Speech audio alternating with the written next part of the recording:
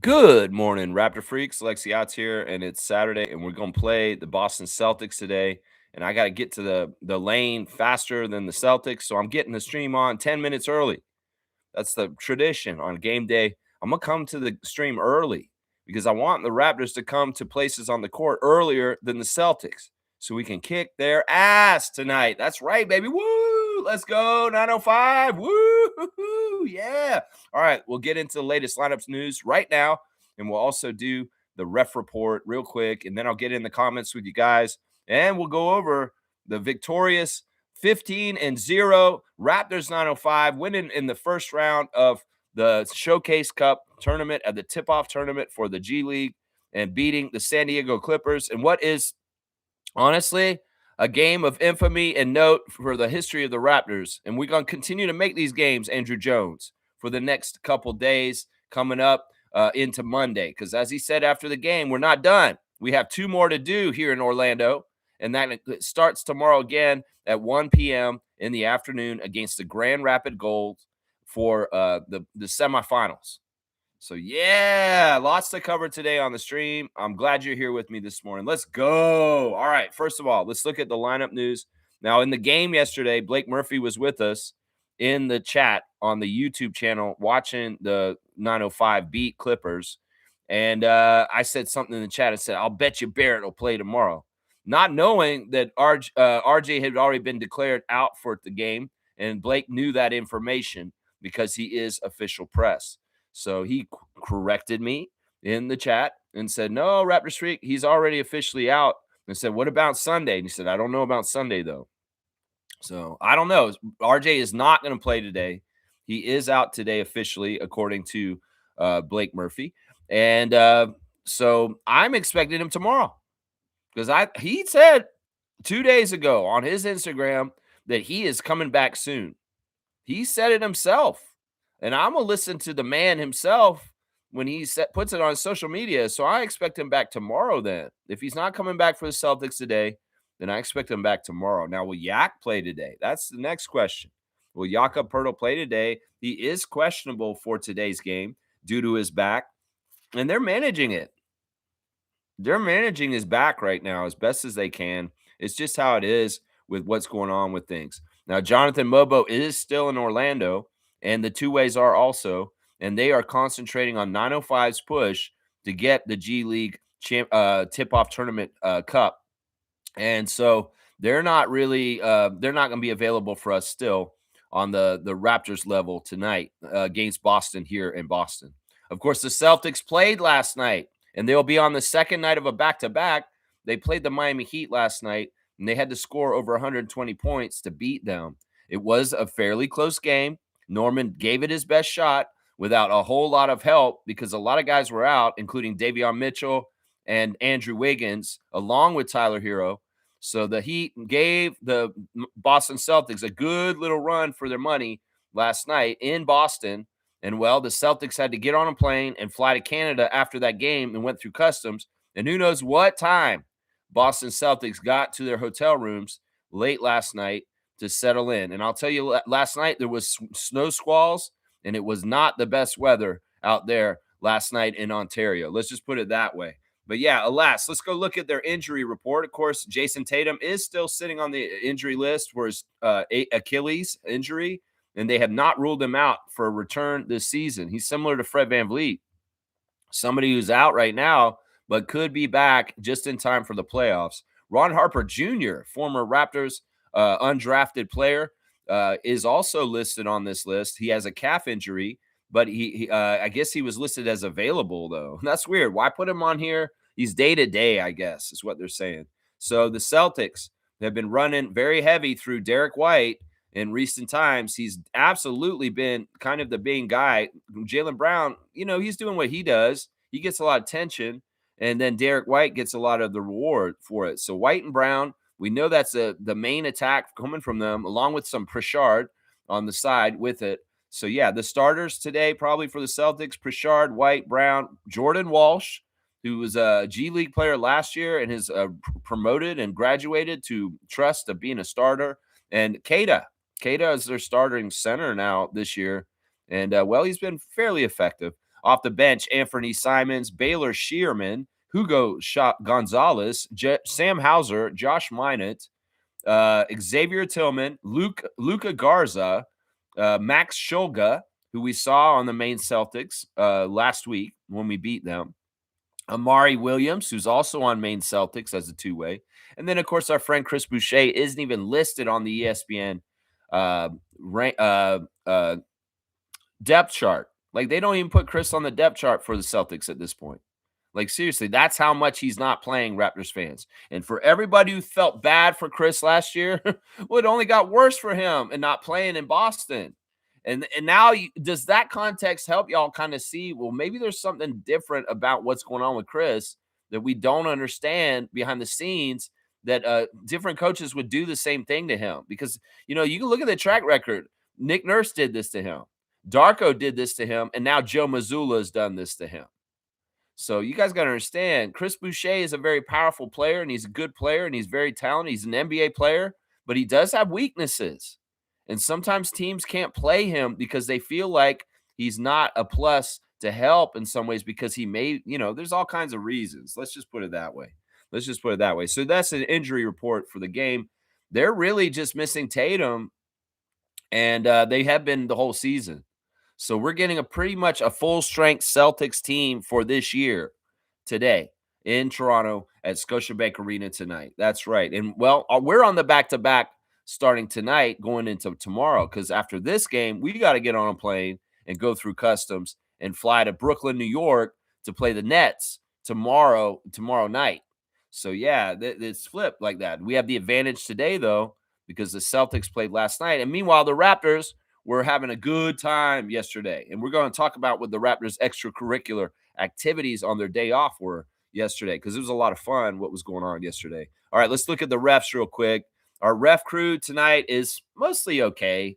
A little bit dubious with the crew chief, but you know what? I'd like to give him the benefit of the doubt, but he does show some shadings that he could be a storyline manipulator for the NBA on the down low. He's kind of at that level as the Goebel brothers and Zach Zarba as far as things. Like a ref that you want to trust, but maybe a little shady. I don't know. That's Sean Wright. Sean Wright, we've had him twice already this year. We're 1-1 with Sean Wright this season so far. We did lose the last time he reffed us. Number 4, just like Scott, is in his 21st season out of New York. His favorite TV show is Law & Order. He likes the movie Love Jones. He likes to listen to Michael Jackson. His favorite book is Crime and Punishment. His favorite meal is roasted chicken and veggies. His favorite app is his son's football team app. He'd like to visit Greece. He wants to learn how to fly a plane. And his hidden talent is chess. Sean Wright previously refereed in the NBA G League, where he officiated the 2004 playoffs and the 2005 finals. So that's a long time ago, when Sean Wright was a G League ref. Long time ago. Now, Sean is kind of the middle ref today as far as the statistics, as far as winning. 1-1, as I said, this year with him. And overall, we win 55% of our games in the history of Sean Wright being present at Raptors games. 55% of those games have been won by the Raptors. And, well, it's very close. It's 55% for the Celtics, too, but they have higher percentage points. So it's really 54.5 for the Raptors, and it's 55.2 for the Celtics. So a very slight favor for the Boston Celtics with the crew chief, Sean Wright, tonight. Yes, the second ref is a second-generation ref named J.B. DeRosa, number 14, like Jacoby Walter, his 9th season out of Paducah, Kentucky. He is a favorite TV show is The Big Bang Theory. He likes the movie The Kingman series. He listens to Kenny Chesney. He likes to eat salmon and risotto. He most like to visit the Joss Van Dyke in the British Virgin Islands, play golf at Pebble Beach, and his hidden talent is cooking.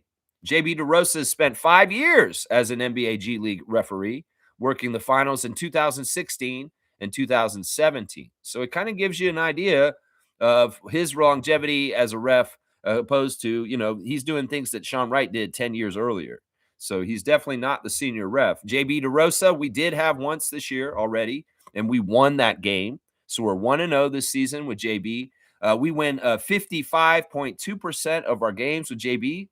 And Celtics win 51.4. So it's 55-51. The split with JB DeRosa favoring the Raptors with winning percentage. The middle ref, JB. That's right. The third ref is a ref we've seen twice this year already. And, we've won both games that she's been present at. That's Sheree Mitchell, number 98, in her third season out of Provo, Utah. She likes the show Law & Order SVU. She likes that movie Pretty Woman. She listens to Beyonce. Her favorite book is Conversations with God, 1-3. She likes to eat Caesar salad. She uses the app ESPN. She most like to visit Africa. She'd like to get her PhD on her bucket list, and her hidden talent is breakdancing. The California native has 5 years of officiating experience in college basketball with stints in the Big Sky, Pac-12, West Coast, and Western Athletic Conferences. Mitchell refereed the California State High School Championship in 2015 and 2016. It's always nice to hear the paths of these refs and how they get to where they get to in the NBA, because it really tells where they're at. So she was a referee in California's high school state championships about 10 years ago. That's amazing. Yeah, as I said, we won both games this year with her, and we've risen our win percentage with her into a really good zone from where it was last year. So now we win 57% of our games with the 2 wins this year. It's really jumped up a lot. She had a below 500 average with us, and we've really dramatically done that because she hasn't reffed us a whole lot. And she hasn't reffed the Celtics a lot either. In fact, she's only reffed them twice. And unfortunately, they've won both the games she's reffed. So she's 100% for the Celtics in winning when she's present there. So 57-100 for the Celtics with Sheree Mitchell. But the sample size isn't very big with the younger refs. So, yeah, it's not a huge deal. Maybe she can get her first loss with the Celtics today. That's right. So there's your ref crew. It seems pretty good. Sheree, you guys have been getting used to Sheree. She was around a lot last year, and we've already seen her twice this year. And I feel like she's a good, fair, young ref. And JB DeRosa's our guy. He's the nice ref today. And we'll just have to see how Sean Wright does things. You know, he could be a company man. And if the NBA is telling him storylines that he wants he wants him to try and help the Celtics win at the end of the game, I'll be watching you very closely, Sean Wright. So, Darko, Raptors, take it in your own hands and blow them out. The thing about this game today is this is the second game against the Celtics. We just played them in Toronto recently because I went to that game with my dad, and I saw y'all lose to them. I'm sick of going to games in Toronto and seeing the Boston Celtics beat us on our home court. This has been a thing that has happened a couple of years in a row where I've gone to Celtics games and I've seen them lose in person. I hate that. So we're getting both of our home games against the Celtics before we even go to Boston, because the rest of the season series is going to be away against the Celtics 2 more times before the end of the season. And we're already down 1 game to them because we lost the first game at home. So we have to win this game today, Raptors, for playoff implications, for season series implications with the Boston Celtics, an Atlantic Division opponent of ours. And also, the standings are so tight and close. They won last night, so they are currently a half game behind the Toronto Raptors right now. And if you lose to them, they go above you in the standings, Scotty Barnes. So keep this all in mind, please, Raptors, that you are in the thick of it right now. You are in the hunt. You are not like 905 that just ran off with an undefeated perfect record. You are in the thick of it. And in some ways, every win right now not only keeps you currently in the standings higher, but it sets your trajectory for the whole entire season and maybe even possibly your seeding for the playoffs. Because we need to win playoff series. I mean, we need to win a season series against Eastern Conference opponents like Milwaukee, like Boston, like Miami. So we got 2-game win streak against Miami and Milwaukee this week. We want to get the third one against the Celtics, even up the season series, defend the North, and make us be in a healthy shape where later this season, hopefully we can steal one on the Boston court when we play them again. Seriously, this is no joke. In some ways, I projected us to kick the Celtics' ass this year without Tatum. In some ways, the Celtics are not playing possum just because their best player is out right now. So they're going for it, apparently. I didn't think they would try and do this, but they are trying to win right now. and they're being fairly successful right now. So we got to watch out for them. They're actually not a slouch this year. I was really hoping they'd be easy to kick around, but they're not. They're actually doing things and trying to win this year, which is crazy to me because in some ways, I guess they just don't want to go the Sixer loser way and say, oh, we're losing already. Let's just lose, and get VJ Edgecombe. You know, okay, Celtics, you want to go ahead and win without Tatum? Go ahead and win without Tatum because who knows? Maybe they win enough during the season, they actually get a playoff spot, and then Tatum comes back for the playoffs. So there's some things that can happen with the Celtics this year still that are very interesting. So there's your ref report and your latest lineup news for tonight. Hope that gets you oriented and understanding what's going on tonight. Now, like I said, this is not a gimme. Like I said, we would beat Milwaukee in Milwaukee 2 nights ago, and I was exactly right. This one is pretty down the line. It is going to have a lot to do with how well the Raptors engage themselves in the game. Are we going to have Jakob or not? Because I would love if we got a choice of Jakob between all these 3 games that we just playing right around, like the last game and today and tomorrow. I want him to play tonight against the Celtics. If you're trying to figure out what rest day you want, don't play him against the Nets. You didn't need him against the Bucks.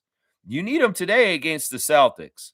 So if Yak has the ability to play today, Darko and Dr. Alex Silver, you get him out there today because this is the game we need him for.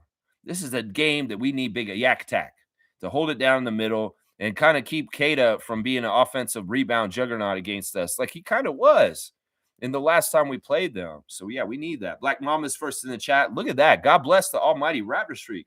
Fire. Let's go, Raptors, go. There you go. Good to see one of our newer members of the channel, somebody who's very much been very enthusiastic and a great addition to the Raptor Freak family. Thank you, Black Mamba. Blessings to you also and your family. And I hope that you have just a fantastic Saturday this holiday weekend. That's right. Let's go. Trevor J saying this. There's our Commissioner Fun. No matter what anyone says, always be proud of yourself because at the end of the day, no one will ever know how many storms you had to go through to be you. Yeah. You know, some people are clairvoyant. Some people can see your aura. Some people can kind of understand who you are just by looking at you to a degree and just inherently know it. How do they know this? It's because we have a lot of perception inside of us that we are just not in touch with anymore. It's like animals have it more. You know, they can sense aura, they can sense energy. And when an animal feels like somebody's bad for them, they will take off. And well, it can be the same way with people. Some people just inherently have a gift to read people well, and they may understand you, but most people won't. And some people will try not to understand you on purpose because they don't want to see the reality or the truth of who you are. So, yeah, stay true to yourself, know yourself, because that's the most important person that needs to know who you are is yourself. And you know, none of them matter because, like Trevor said, they weren't there. They didn't walk in your shoes. They didn't go through your battles. They didn't go through your storms, and they don't understand exactly what made you who you are. In some ways, you don't have to tell them nothing because you don't owe them nothing. So that's it right there. Blessings to the Jones family, all the Raptor Freak families. Thank you, Trevor. Thank you every day. Thank you for what you do, man. You really are such a great friend and a producer and helpful to this channel. Seriously, man, I appreciate you so much, Trevor. Happy holidays to you and your family, man. Seriously. Trevor's saying this 905 is badass. Yeah, Angel showing up. Angel showing up to support her brother in the 905 at the Winter Showcase Cup. Listen, that's not over. The Winter Showcase Cup. Yeah, it's not over. They got 2 more games to do, and this is going to get harder and harder. You know, Grand Rapids Gold is our next opponent, and that will be tomorrow at 1 p.m. Eastern. And it will be on YouTube here in Canada, so people up here can watch it. It'll be probably on NBA TV or ESPN Plus in the United States. And, well, we play the Grand Rapids Gold later in the regular season next month. We will be playing them for 2 games in a series. So they are a team that we have played a couple times in the last couple years. We never play the Clippers. Like, playing that team yesterday is a team that we don't often get matched up with because they're very much so far away regionally. And the G League really is regional. They're going to go play in cities that are geographically not as expensive to go to play in. So, you know, Grand Rapids is in Michigan, and we do end up playing the Denver Nuggets G League team quite often every season because of the proximity to Canada and Toronto. So this is a franchise that we do kind of see. I'll have the preview for this tomorrow alongside with the preview for the Brooklyn Nets game, because we got double duty tomorrow. There's going to be a game at 1 p.m. tomorrow afternoon with the Raptors 905, and then 6 p.m. is the tip-off for the Nets game tomorrow. That's the other thing, is this Nets game isn't a later start. It's an earlier start with the back-to-back coming into that. So that cuts even more time from the flip from the Celtics to the Nets game for the Raptors for tomorrow. But yeah, let's look at the 905's great game yesterday. Of course, I've got the stars of the game for me. We found out that David Roddy got the chain after the game last night. He hadn't gotten a chain yet, guys. He had missed out on a chain a few times, but he got one when it really mattered. Now, my number one star of the game, though, is A.J. Lawson. A.J. Lawson was interesting yesterday. Now, the story of this game is very fun. We came out and we sucked. And we got beat down, and we were down 16-2 at the beginning of the game. And the announcer, this guy named Dano, who was doing the game with Danilo Gallinari. First of all, shout out to Danilo, friend of Alessandro, who is my Italian friend that's best friends with Sandro, Mamas Kelishvili. And he told me, like, in person, that he's been hanging out with Danilo Gallinari, that he's a countryman. It's cool hanging out with Alessandro and hearing his connections and who he's talking to and stuff. But it was very cool to hear Gallo during the announcing. But I had a hard time listening to that game because that guy who was the announcer was so biased for the Clippers against us. And we started the game so bad, and this guy was gleefully calling the game with the futility of how bad we were. So he was like, oh, these 905, how the hell are they undefeated? Look at how shitty they are, is basically what he was saying in the beginning of the game. And he gleefully loving the trouncing of our team by the San Diego Clippers at the very beginning. Ty Washington went off at the beginning of the game, just like Johnny Broom did against us in the Delaware Bluecoats about a week or so ago. And, he gleefully loved it. I was like, this is a neutral site, but this announcer is not neutral. I was writing stuff in there. And I said other stuff like in the chat. I was saying stuff. And I knew he could see us, y'all. That's the thing. That's the one thing y'all don't understand, is that these announcers that do these G League games can actually read our comments in the chat, because they change their calls when we give them more information about what's going on. Like, I've literally fed information to G League announce crews this season because they went in and looked and like, oh shit, look at this guy in the chat. So I was coming down on him. I was saying he's too biased for the Clippers. He's calling this game for the Clippers. He started changing his call. He started pumping us up after a little while. And he started being less biased in the game. Alas, he was still annoying, and I muted him for most of the game. But in the chat, I was saying things like, this guy's obviously never watched the 905, because, they could go down 0 to 20 like they did last night, and they're still going to come back and kick their ass and win. And it's like, I'm saying all this and just in confidence, not knowing, if that will happen, that they're down by 20 at the beginning of the game. And I'm talking trash to the announcer of the game down in Orlando, Mr. Dano. And you know what? I had confidence in it. And even Kareem Thomas is in there, and he got a lot of dunks during this game. KT went crazy to the hoop, aggressively to the hoop, like David Roddy did on the game. And he was dunking left and right. And KT said this. He's like, Lex, this is just our gentlemanly spot to the Clippers and saying, we're going to spot you 20, and then we'll see if you can beat us then. Because seriously, that's kind of how it went down. It's like in the first quarter, they absolutely mopped the floor with us and kicked our ass. And the announcer was loving it. Oh, my gosh, he was loving it. And we got to remember that environment at the Showcase Cup in Orlando is not a normal crowd environment. It's very quiet in there. It's a bunch of tables with just executives and scouts sitting in tables, and there's no crowd. There's nobody cheering. The crowd is the benches.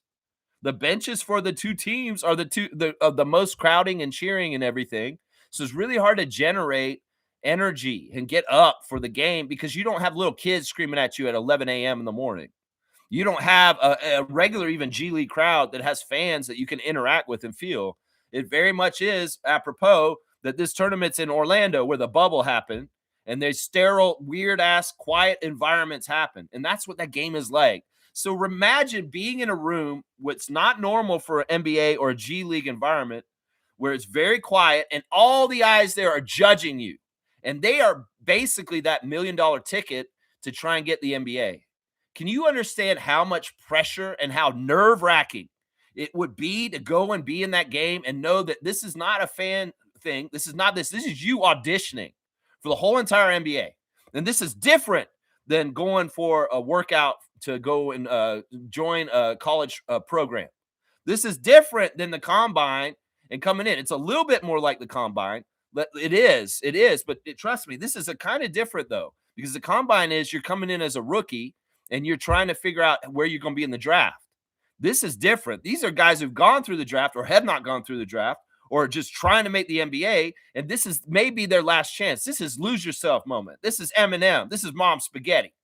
This is that kind of shit where you better lose yourself in the moment and go, all that shit right at that moment. And it's like, what are you going to do when you're faced with a room full of people that can control your future and they're watching you? What are you going to do? Are you going to fold? Are you going to look like a punk because you went down 16-0 to start the game? What are you going to do? I was like, man, AJ Lawson, you've been here before. You've been here before. You were in the finals with Luka and the Mavs against the Celtics. You've been here before. You're fighting for your NBA career. You need to go lose yourself like Eminem sings about right now in this game. And I was like, at halftime, I was like, what's AJ got? What's AJ got? AJ's got 2 points at halftime. What is this? What are you doing? Don't waste your life, AJ Lawson. And what did he do? He turned on the Jets, and he came back out, and he went crazy in the second half. And he got some points, is what I'm saying right here. AJ Lawson finishing the game with 26 points in 25 minutes after scoring 2 points in the first half. That man came out and got 2 dozen in the second half, and he showed the plethora of what his sampler platter of what I offer to an NBA team is. Now, listen, y'all can like AJ Lawson. You can look at him all you want, executives and scouts, but that man's a two-way, so you can't get him. We got a marker on him. He's on our roster, and you cannot take a two-way away from a Raptors team because that's just it. We got a place marker on him. But yeah, AJ was awesome. 9 of 17, 5 of 8 from 3, 3 of 3 at the free throw line, 4 rebounds, 3 turnovers, 2 steals, a plus 22. He is my number 1 star of the game. And I predicted it. I love it. Like, I must know the 905 very well because I told the announcer like half an hour, 10 minutes, 5 minutes before shit was happening. I said at halftime, AJ's way too quiet, and he's going to go off in the second half. And boom, AJ makes me look good. Makes me look like I know what I'm fucking talking about. When AJ goes out there and he bombs threes, gets in transition, has big dunks, does what he does. The Raptors 905 turn on that badass defense. They're stifling. They just went a flurry on them. And that's the thing they don't understand. It's like, we have levels to this. Maybe we come out. We like, yeah, go ahead, play your game. We'll let you see what you can do. We're adjusting and we're clamping down as the game goes on. And when y'all are getting tired after riding Ty Washington for the first half and him getting over about half your points, he's going to be tired in the third and the fourth quarter. And he won't be able to carry y'all at that point because you can't have a one-man show against a 13-man ensemble called the Raptors 905 because we got guys all through this bench that could start on a lot of G League teams, and they absolutely will kill you by the end of the game because we are through and through badass unit with role players that know their role, and they do what they're supposed to do, and that was on evidence on Showcase in Orlando yesterday. That's it right there, man. And I love it. I love it. I love it. David Roddy, my second star of the game, because, listen, he was a factor. In some ways, when things were shaky, David Roddy came out and gave us bona fide foundation. The man hit some very crucial threes yesterday. He was on fire. And the thing I love about what David Roddy's doing, because he is Lose Yourself, Eminem, it's like, this is your moment, bro. You were almost out of the NBA. You were on G League Raptors 905. And you were in the league on Memphis Grizzlies. You were around NBA clubs already for a few years. And is this your last dance? Hell no. I ain't going out like that. So I'm going to come and aggressively attack the rim. And that man was rim rocking. He had so many highlights where he was just going right at the rim and throwing it down. Nasty dunks. David Roddy. Yeah. Just nasty dunks. And then hitting threes. Woo-wee. He showed that showcase at the Showcase Cup. And hopefully they saw him. And you know what? Listen, I love David Roddy. I would love for him to stick around the Raptors in the Raptors 905. But if somebody comes and signs him in the next couple of days because of what he did yesterday, good for you, David Roddy. You deserve it. Go on back to the NBA. Because in some ways, you lost yourself yesterday, and you got in the moment, and you made the best of it, Mom Spaghetti. That's right. That's what you did yesterday. You went and took that moment. 9 for 14 from the field. Actually, 8 for 14. 20 points on 27 minutes. 4 of 6 from 3. 7 rebounds, 1 steal, no turnovers, a plus 22, David Roddy. Yeah. Yeah, that's the way you show up and have your best game of the G League season in front of all the NBA. That's right, David Roddy. You want to get back in the NBA, you did it right. You and AJ, good job, man. Good job. My third star of the game for yesterday is Elijah Martin. Elijah Martin was one of the better players for the Raptors 905 early. We were really not doing well. And he kind of showed that winning mentality from University of Florida, being an NCAA champion. And he kind of settled things down a little bit and started helping us get some early scores. In 33 minutes, Elijah had 20 points, 8 of 15 shooting, 1 of 5 from the three-point range, 2 of 3 from free throw, 5 rebounds, 5 assists, 3 turnovers, and no steals, a plus 8. Now, Elijah's a rookie, and he's under contract with us, but it doesn't hurt for him to have a room full of the NBA saying, this is who I am. And, you know, people could make notes of him right now, and who knows where his basketball career goes. He may make an impression on some people, even if he's got a marker on him as far as like, yeah, he's a Raptors rookie. He's on a two-way contract. In some ways, yeah, hands off. But I'm just saying, the Showcase Cup is something that people can take note of, and they keep that information. And who knows, in the few years going forward, that it could be very helpful for him in any kind of reason, for whatever reason, whatever happens to him. You know what I'm saying? You know what I'm saying? My next star of the game is Mobo. You know, this was one area that, like, we talked about this yesterday with Patrick. And I wanted him to watch the 905 game. And Patrick, if you are here today, I want you to tell me if you watched that game. Now, Mobo in the beginning made me look real bad. That man came out, and he was part of the reason why we went down so much at the beginning. He had weird turnovers. He was missing passes. He was sloppy as hell. In some ways, J-Mo looked like he was in the room full of executives, and he was a little bit, like that. And he was messing up. But he came around and he settled down. And how he did it was he just really basically focused on the fundamentals. He basically focused on his defense. He focused on boxing out, and everything else will come from that if you just take care of the basic things. And Jonathan got more settled down as the game went on, and he had a monster stat line by the end of the game. So it's like, look at Patrick. I know we talked about Jonathan and whether he's wasting his time down in the 905, but I hope you watched the game yesterday and you saw just how much he's doing for that team and how he's developing his all-around talent with way more minutes.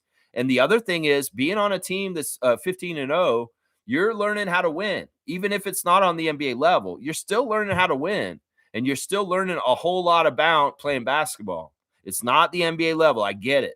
But in some ways, man, there is so much you can learn from playing the G League, and Jonathan learned a lot yesterday. I'm telling you right now, 31 minutes for J-Mo. He only had 10 points, guys, but he had a double-double. He had 14 rebounds.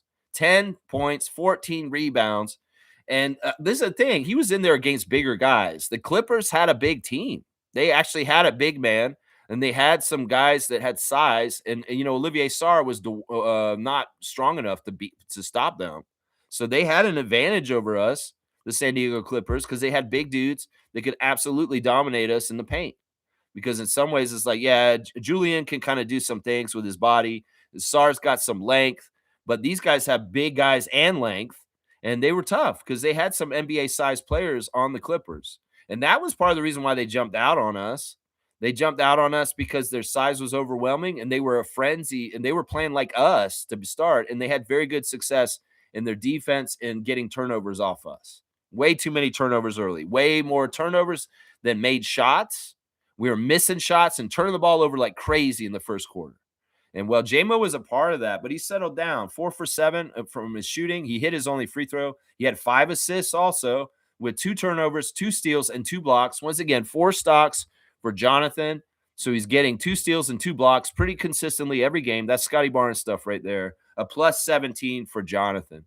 Yeah, he's just settled it down. And I even said this at halftime. I said, Jonathan's going to have a big play that helps us win late in the game. And, well, he had this dunk. He had a dunk in transition that he got the ball after David Roddy had a thunder dunk. And he also had a cleanup dunk where we missed a shot and he got the offensive rebound and he aggressively went to the rim and threw it down. So good job, Jonathan Mobo. You were shaky at first. You looked real bad in the first quarter, but you got better and better as the game went, and you definitely helped your team win. Definitely helped your team win for sure. And my last star of the game is going to be Chucky Hepburn. Chucky got a double-double also, just like Jonathan. He got it right near the end. He was very important at the end with steadying the team and closing it out. Once again, Chucky and Elijah like to call their own number at the end of the game to pull out the victory. And in some ways, that's mirroring Shed and Quickly on the Raptors main team. That these point guards, they're distributors and they're kind of getting everybody else involved as much as they can. And then at the end of the game, they want to get the glory. And Chucky did that. He did fine. He hit some key shots late to help them in the crunch time. It wasn't really that close though. It was so weird because we got blown out in the first quarter. The second quarter was us coming back to close that gap. The third quarter was pretty even, but we were kind of close and battling with them. And then the fourth quarter, we blew it open and routed them with a final score of 110-89. So it's like it was a tale of four quarters, and it really was like the line graph on ESPN for the game flow is very interesting. If you go look at it, it's very, very interesting. But yeah, Chucky, 40 minutes, 11 points, 3 of 10, not the best shooting. He didn't shoot well early. 1 of 6 from 3, 2 of 3 at the free throw line, 4 rebounds, 10 assists, 4 turnovers, a plus 22, alas, plus 22. A lot of plus 22 guys. Olivier Sarr, frustrating. Horrible on offense. Horrible. He got 2 points, and they were both at the free throw line. He took 3 3-pointers and missed all 3 of them. That was basically his offense, but his defense was good. He had a couple of blocks, which was helpful. So there was some defensive stuff that Olivier Sarr did. He had 4 rebounds also, but last he was a -6. And I don't know how much he showcased good stuff for everybody around the league. I didn't see that really. Other guys off the bench, Jarkel Joyner, honorable mention. He shot 50% off the bench, 5 of 10 for 10 points in 18 minutes. Missed both his threes, 3 rebounds, 3 assists, 3 turnovers, 1 steal, a plus 9. Jarkel was pissing off Kareem in the chat. He's like, man, I'm getting so mad at Jarkel Joyner. You know why? Because Jarkel reverted to the Kennedy Chandler, Javon Freeman Liberty mode. And I don't blame him. I mean, listen, this guy really desperately wants to make the NBA. And the G League is a selfish place. And Jarkel's done a really good job of fitting in. And his role this year is a scorer off the bench. Like he is our guy to come in and fill it up off the bench and make points off the bench, like a Lou Williams in his 1 year with the Raptors when he won a 6th Man of the Year. And he wants to score. He wants to shoot, and he will shoot a lot. And sometimes he will not be a part of the passing around, and he'll kind of go on his own. It's just he's that type of player. I like him way better than Chandler or JFL because in some ways he has shown that he can play the team way and very discipline-wise. But yesterday he got off the rails with that, and he did kind of go on his own mission. And it showed in some bad ways, especially in the first half. But he cleaned it up in the second half and played more team-oriented, and he looked very good by the end. So good job, Jarkel. I think you were pretty good in what you presented to the executives. Tyson Degenhardt only got in for 4 minutes, and he did not shoot or do anything. He was just 4 minutes, and that's it. Didn't collect a single stat. Julian Reese did get in the game, and he was looking good, taking up room. And, of course, his sister was at courtside at this game wearing a Raptors 905 jersey. And, it's maybe that's part of the reason why the Raptors 905 are 15-0. We've had an angel looking out for us this whole time. You like that? But, yeah, she's awesome. And it was really cool because after the game, Coach Andrew Jones's daughters, Ava and Heidi, got to meet Angel Reese after the game. And I'm telling you, those kind of special moments and memories go a long way because Ava be hooping and Heidi be hooping too. And they are good young basketball players. And they may have a future playing with Angel Reese at some point in 10 years or something. Who knows? But it's pretty cool to see that picture of the Jones girls with Angel Reese after the game. And they didn't just meet Angel Reese at that game. Dennis Rodman's daughter, Trinity Rodman, the soccer star, was at the game also. And they got pictures with the Jones sisters also. So kudos to that. That's a fun moment to see Angel Reese with Coach Andrew Jones' young daughters that are absolutely basketball prodigies on their way up. I'm telling you right now, Ava Jones is really good. I think Heidi's good too. I haven't watched her as much, but Ava Jones is really good. I'm telling you. Julian on the court. And Dano, the announcer, was asking, I wonder who would win a one-on-one versus Angel Reese and Julian Reese. Well, I don't know. I mean, we could go a lot of different ways with talking about that. You know, it's obviously Angel being the older sibling is a little bit further along with her experience and maybe her accolades and how she's played in the WNBA. But how do you counter in the huge body and strength of her younger brother? Who wins that rebounding battle? That's a pretty good question. Who would win that? But Julian in this showcase, 12 minutes, 2 points on 1 of 2 shooting, 7 rebounds, 1 block, +4. That's fine. That is fine. That is fine. Juju Reese, man, you're awesome. And I'm telling you guys, he's somebody we need to put a pin in. And if somebody came there yesterday and said, man, we need to get him on our team, I hope that Bobby heard that and he says, nah, we got to keep him. And you do something, finagle it somehow, some way, and keep Julian Reese around the Raptors organization, Bobby Webster. Just trust me on this. Just trust me on this. I feel vibes. I have foreshadowing, and I can feel something about that young man as far as he is a player that is going to play the game right as he develops more and more. So develop him here in Toronto. Keep going with him. Seriously. Quincy Guerrier came into the game in the first quarter, and I was saying this in the chat, and he did this. He settled down the team. The team was a little bit too crazy and a little bit too wild and a little bit too nervous. I mean, it's understandable. You got this whole room of just people staring at you, and they're not cheering. They're just kind of staring at you, and you feel judged. I mean, if there's any room that you're going to feel judged in, it's the Orlando Showcase Tip-Off Winter Showcase Tournament, where people are literally there to do that. Then there's nobody else there other than them and Angel Reese. That's it. So yeah, Quincy came in, and his veteranness was very helpful because he helped settle them down and kind of do some basic things and get them more competitive to come back and try and beat the Clippers. So in 18 minutes, Quincy had 4 points, 2 of 5 from the field, and that's it. He had a plus 11 though, so he must have had some sort of winning effect, even if he didn't do a whole lot, just holding it down and kind of bringing a confidence off the bench for the 905 to kind of feel off of and build off of, which is good. Final guy I want to go over is Tyreek Key. 15 minutes for him, 5 points, 2 of 3. He missed his only 3, made his only free throw, 1 assist, and that's it, a -2. Yeah, Tyreek didn't really get a good showcase for the execs, but you know what? Maybe they saw some things in him. Who knows? But yeah, fantastic win by the Raptors 905. Like I said, this is crazy work, man. They really came out and stunk it up and absolutely still ended up routing them at the end. And I love the comeuppance because I'm telling you, that announcer was gloating at how bad the Raptors were doing. And he was like, why is this team undefeated? I don't get it. And I was like in the chat said, man, this motherfucker is going to find out, is what I was saying in the chat. I was like, he's going to find out. He's going to find out. And he did. And I'm glad it went that way because I didn't want to look like I was stupid for saying all that. So kudos to Andrew Jones and his team and the way he coaches. A very stern, serious coach that's not fucking around with his life.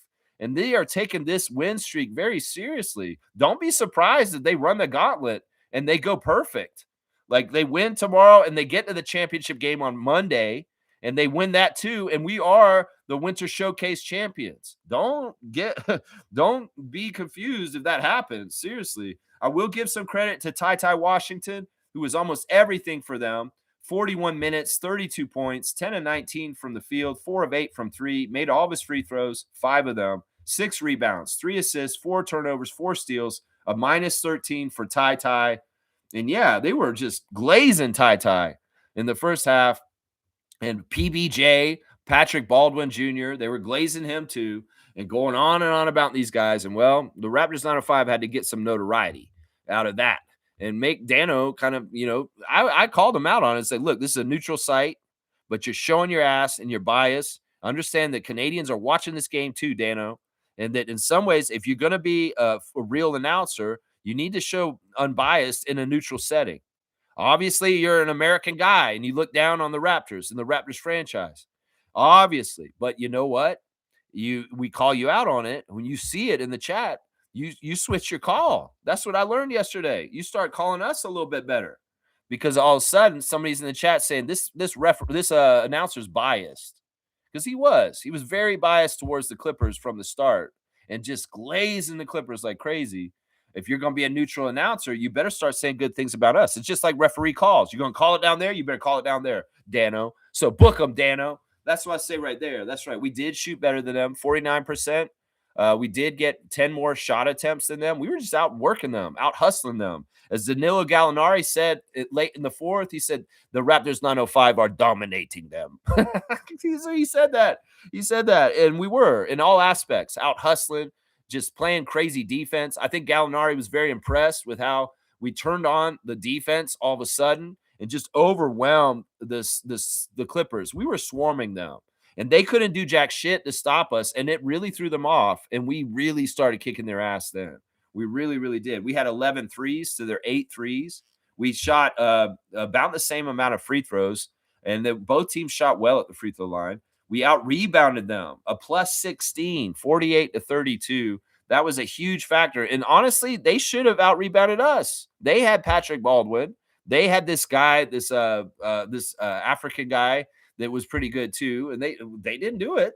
They didn't do it. They had the better guys to rebound us. They had the height, but we out-rebounded them in the end. That's hustle and heart right there. The assist-to-turnover ratio, 17-15 for them. We really made them turn it over a lot. And for us, 24-15. So more of a 2-1 for us. But yeah, fantastic work by the 905. We got the points in the paint, 56-44 also. So yeah, just good work by them in general. Now we're 15-0. And well, let's go get 16-0 tomorrow against Grand Rapids Gold, the G League team for the Denver Nuggets. Yeah, 1 p.m. start. So be ready for that. We'll do our stream tomorrow, reacting to the Celtics and preview those 2 games. And then let's get right to the YouTube chat and get in there. And you know, Blake Murphy will probably be there again too. That's what he was saying. Yeah, man. Trevor's saying happy game day and beat the Celtics. Let's go, boys. That's right. This is an important game. This is an important game. This has ramifications for possible playoff seedings, and it has a very real present effect of the standings and how we go up and down in the Atlantic Division. And we like being above the Boston Celtics, don't we? And in fact, if we lose the Celtics today, we might fall below the Sixers again and be the 4th team in the Atlantic Division. Right now, we're the 2nd team in the Atlantic Division. And come show Scotty this. Show Brandon this. Show Emmanuel this. Show them the standings this morning, Darko, please. It's not that you want to put pressure on them. It's just show them what they're in the middle of, in the midst of the fight, in the standings, in the Eastern Conference, and just how close everybody is and how these things are going right now. That's right. Jimmy Pope is in the house. Good to see the Pope. Of positivity. Let's see what he's saying here. He's saying ex-Raptors coach, assistant coach, Chris Finch got ejected with like 5 minutes into the game against OKC. I watched some of the clips of what OKC gets away with, and it made me realize this league is a joke, low key. I mean, this is the thing.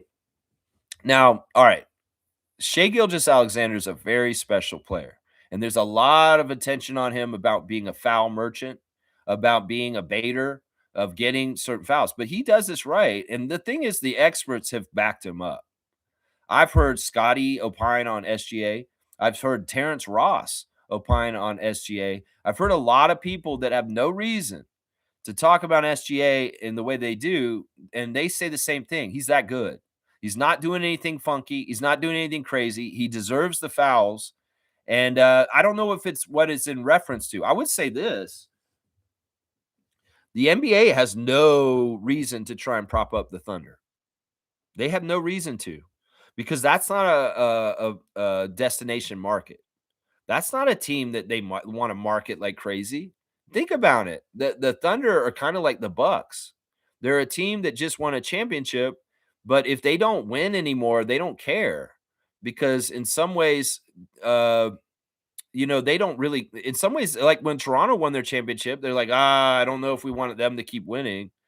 I think that in some ways the NBA is kind of half-heartedly accepting SGA as a top player in the league. Like, do they really promote him the same way as Jason Tatum and other people? No. Do they really want him to be the face of the league? They probably don't, because he's Canadian. And in some ways, it's like, I would probably say, as much as people think that they're helping them, I don't think they are, because they don't really care if the Thunder have a dynasty or not.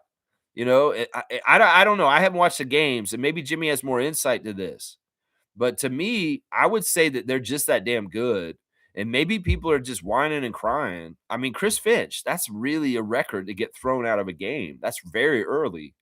So I don't know. I don't know how to call this. I would say this. I'm not thinking that the NBA storylines are trying to be written for the Thunder. If the Thunder are doing certain things right now, they're doing it on their own. It's just like the finals. Do you think that the NBA ideally wanted the Thunder versus the Pacers? No. The two teams that were the best teams to get there got there. And I don't totally believe this, partly because the NBA, I don't see any reason why the NBA would want to prop up the Thunder. If they had their way, they would just get worse and go away. Think about it. Seriously. They're not trying to prop them up. And what they're doing is amazing despite that. Seriously. I don't know. Maybe I'm wrong. Maybe they are doing a lot of shenanigans to help them with their record right now, but I don't see it. I don't see it. Because if you really logically think about it, that's a small ass market. It's not like they want to continue to have a bunch of finals games out in the middle of Oklahoma, but they have to because that franchise is built so well and they have such a great future ahead of them. So I don't know. I don't know. I don't think that if they didn't have such success and were doing so well, they'd much rather have this all happening on the Clippers right now than on the Thunder. But hey, basketball gods, this is how it works. You know, Steve Ballmer, you're a crook.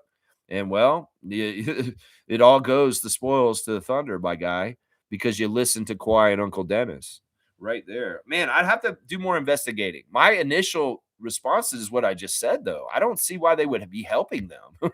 Does that make sense? Kaloy saying this. Good morning, Lex and fellow freaks. Let's see some more complete form from Scotty today, like last game. Let's see some more complete from Scotty today, like last game. Both sides of the floor, defensive and offensive. Well, how about Thespian? How about Thespian? Man, Scotty did one of the things that I know he loved doing the most ever in the first time last night. Yeah, what did he do? Well, he was at the Nutcracker. Last night was the night that him and Jamal Shed put on the funny outfits, the little bit of makeup, and they were thespians. They were on stage. They were performers in front of a packed house, sold out, and they did their little part. You know what? This is a GROAT thing, Scotty Barnes. This is what the GROAT literally did a few years ago with Matt Thomas. Kyle Lowry took to the stage in the same role as you and Jamal Shed yesterday. And the Nutcracker play, the annual play they put down downtown in Toronto. It's the ballet, I believe. It's the Toronto Ballet, National Ballet Company.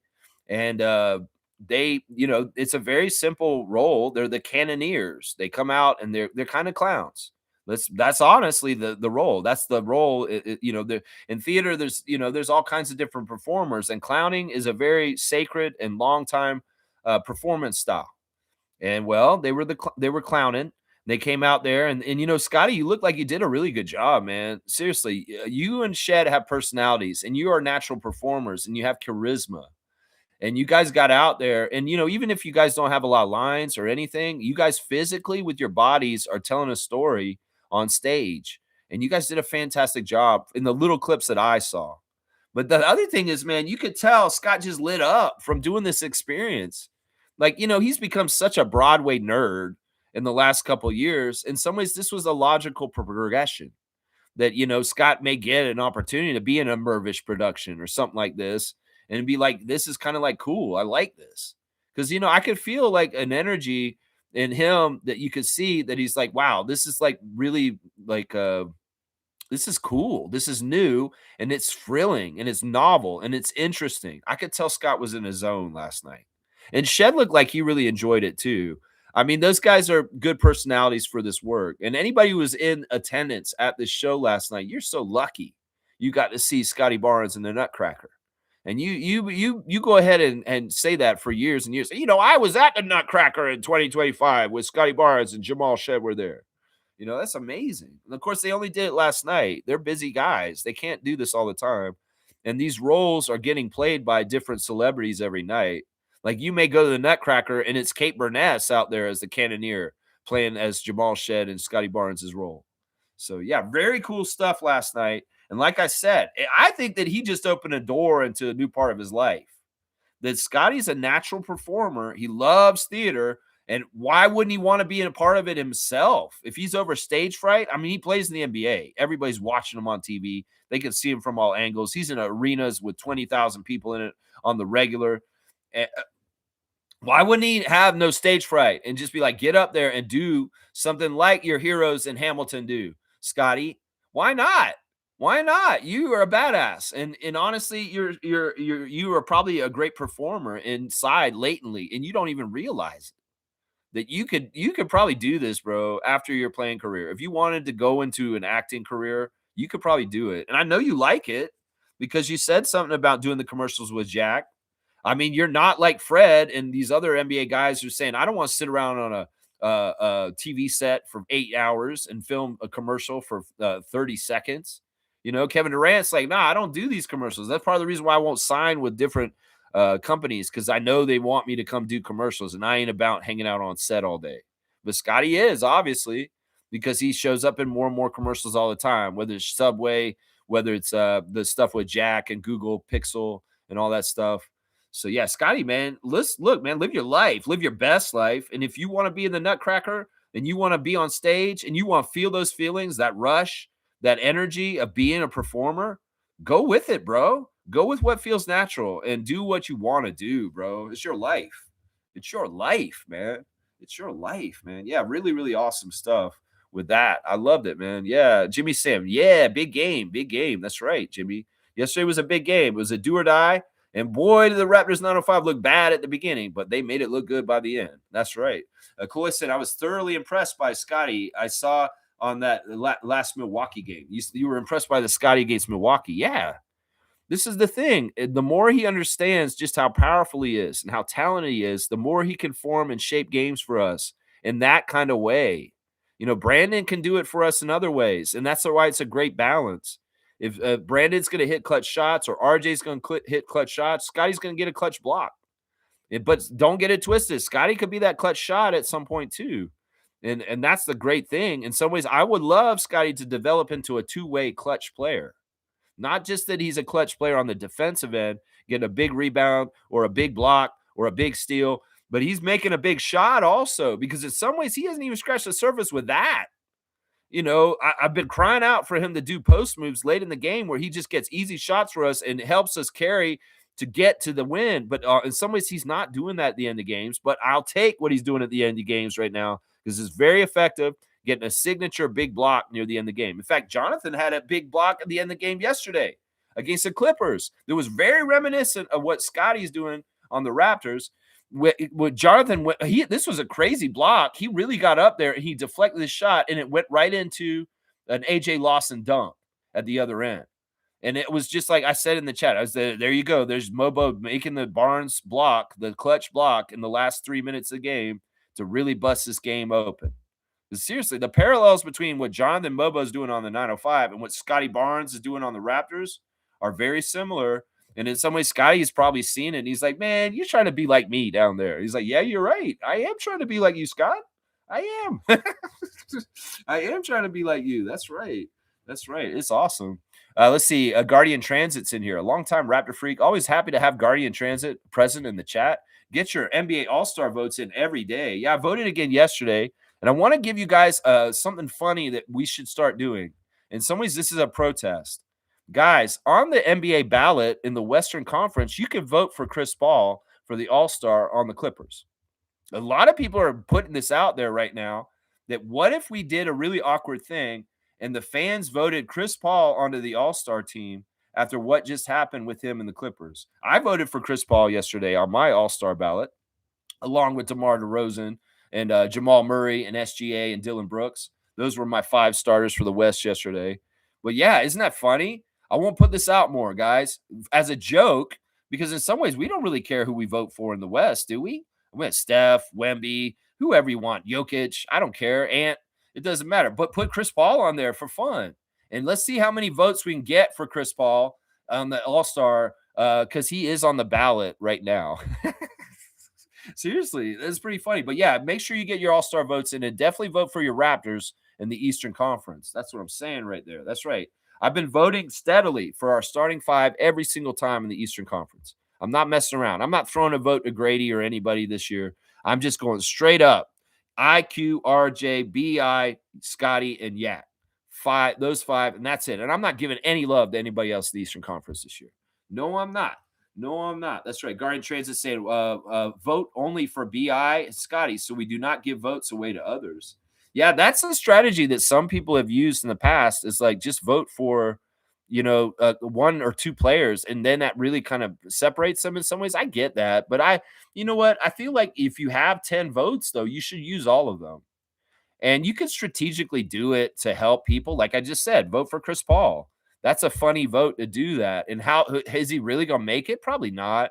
But if he gets higher in the vote and people see that, that actually will mean something, not just to him, but it will also be a statement by the fans in some ways. So I'm all about like voting for Chris Paul. Of course, I want to vote for my Canadians. I have no problem voting for SGA, being a Canadian, an MVP, and a champion. And Jamal Murray's never made the All-Star team, which I think is fucked up. So I'm voting for Jamal Murray consistently also. And Dylan Brooks is fun too. Why not? There's a case to make for Dylan Brooks to be on the All-Star team this year with his role on Phoenix and what he's been doing there. So it's like, why not vote for Dylan Brooks? That's kind of my thinking with that. But some people very much do the strategy of Guardian Transit. But to me, I was like, man, in some ways you're throwing away extra votes that you have and power that you have in determining it. But I also get the strategy of saying just put one vote on BI, one vote on Scott, and don't vote for anybody else. I get that strategy. I do. Jimmy's saying this. I just want to smack Boston for Brown making that chromosome joke about Scotty on the stream. I don't think that Jaylen Brown meant any harm to Scotty when he said that. I don't think he was insulting him. He meant to be giving him a compliment. That was not, if somebody's turning it that way or anything, the energy and the intention from Jaylen Brown was complimentary and was not in any kind of way putting him down. It's just he had a goofy way of putting it. In some ways, it was an indictment of Jaylen Brown's intelligence that he would say something like that. He's like, in some ways, he said he's like he has an extra chromosome or something. I was like, man, that's kind of low IQ, kind of saying that. Is read the room. In some ways, you don't say that about some people because when people say they have an extra chromosome, usually that means they're inbred. That's what the history of like, oh, that person got extra chromosome. That's usually like a code for, I think that person might be inbred, like their relatives or their parents or something, something like that. You know what I'm saying? But yeah, I don't think that Jaylen Brown had any ill will with that statement. No, I'm not mad at him. Not at all. For that, I mean, I just want to beat them, though. I'm totally with you on that. I want to smack Boston around anyway. But if Scotty feels like being called a Ninja Turtle is an insult, maybe he will come at Jaylen Brown a little different today. I don't know. That was the thing that I think maybe is that more insulting? He's like a Ninja Turtle. He's so strong. He called him a Ninja Turtle, which I think is kind of a compliment. Personally, I think that's kind of a compliment. Kaloy saying 3-game winning streak incoming. I love that. Yeah. We got a lot of haters out there, and I have a burning desire to talk about something right now. This podcast with Beetle is annoying. Lou Williams, you are a true one, man. We love you so much, and I love your statements recently on DeMar DeRozan.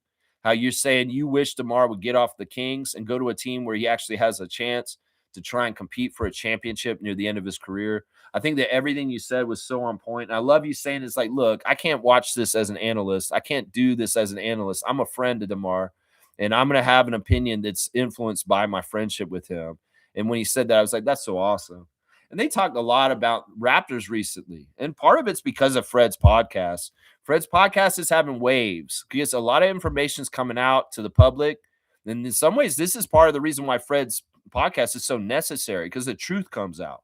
Then people are talking more and more about Kawhi Leonard and him, us knowing that he was one and done with us, that he really, like Nick said it publicly, Fred said it publicly, that Kawhi really kind of made it known to the franchise that he came here just to fulfill the contract, and he did not really want to be here for another year after that. So we all kind of knew that. And in light of that, a lot of people are coming out, like Chandler Parsons is saying, that's even more impressive that they won this, knowing that he was a one and done in that window. And other people are coming on and saying it too, like on William Lou's show and stuff like that, saying this is amazing. The Raptors had 1 year, one window with that kind of player, and they nailed it, and they got that championship. Well, come and turn around, and DeMarcus Cousins is on that show too. Fuck you, DeMarcus Cousins, you piece of shit. And in some ways, this is symbolic of what I've been trying to tell y'all. There are people out there that hate Toronto, hate Canada, and would never play for the Raptors because they have a certain slanted bias in their head of how they look at things. And well, I want to explain this about DeMarcus Cousins. I have heard them say this a couple times since we won the championship in 2019. And he basically said this: the Raptors are one and done. They will never, ever win a championship ever again. You know why he says this? And he wants to reinforce this. And there are people in the United States and maybe even people in the NBA that truly believe this, that we were a flash in the pan and that whole thing just lined up on line just one time to have it happen once for us in 2019. This is pain speaking through DeMarcus Cousins. And everybody who thought that you wanted DeMarcus Cousins to come and play for us as a center in the last 5 years, well, this is the reason why an asshole like him would never come to Toronto, because he hates our city. He hates our country. He hates the Raptors. It's just the pure, simple truth. And there, a lot of these big guys, some of them are dummies. They have low IQ, like DeMarcus Cousins, who's a loser, honestly, guys, because he lost to the Raptors in the finals. And think about this. He may have a loose connection to the 2020 championship with the Lakers, but he really wasn't on that team. And if they gave him a ring, it was charity. He had his best chance to win a championship that year when we beat them, and he's butthurt about that.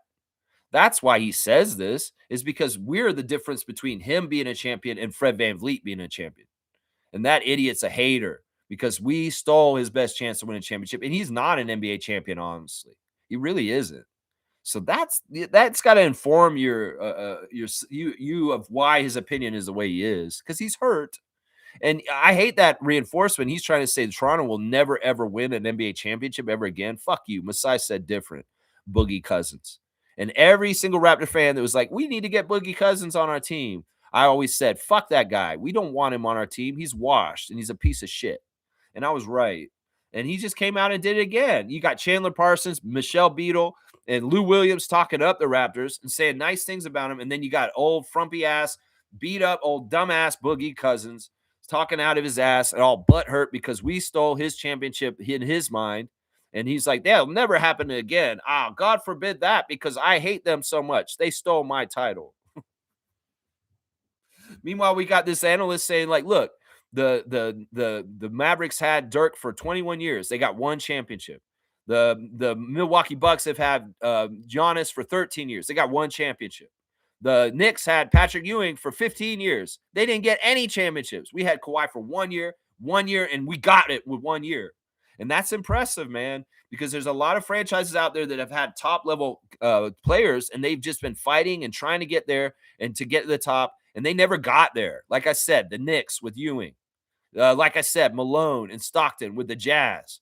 The fact that the Raptors got to the top in 1 year, in one potent year, one quality year, 1 year, that's all we get.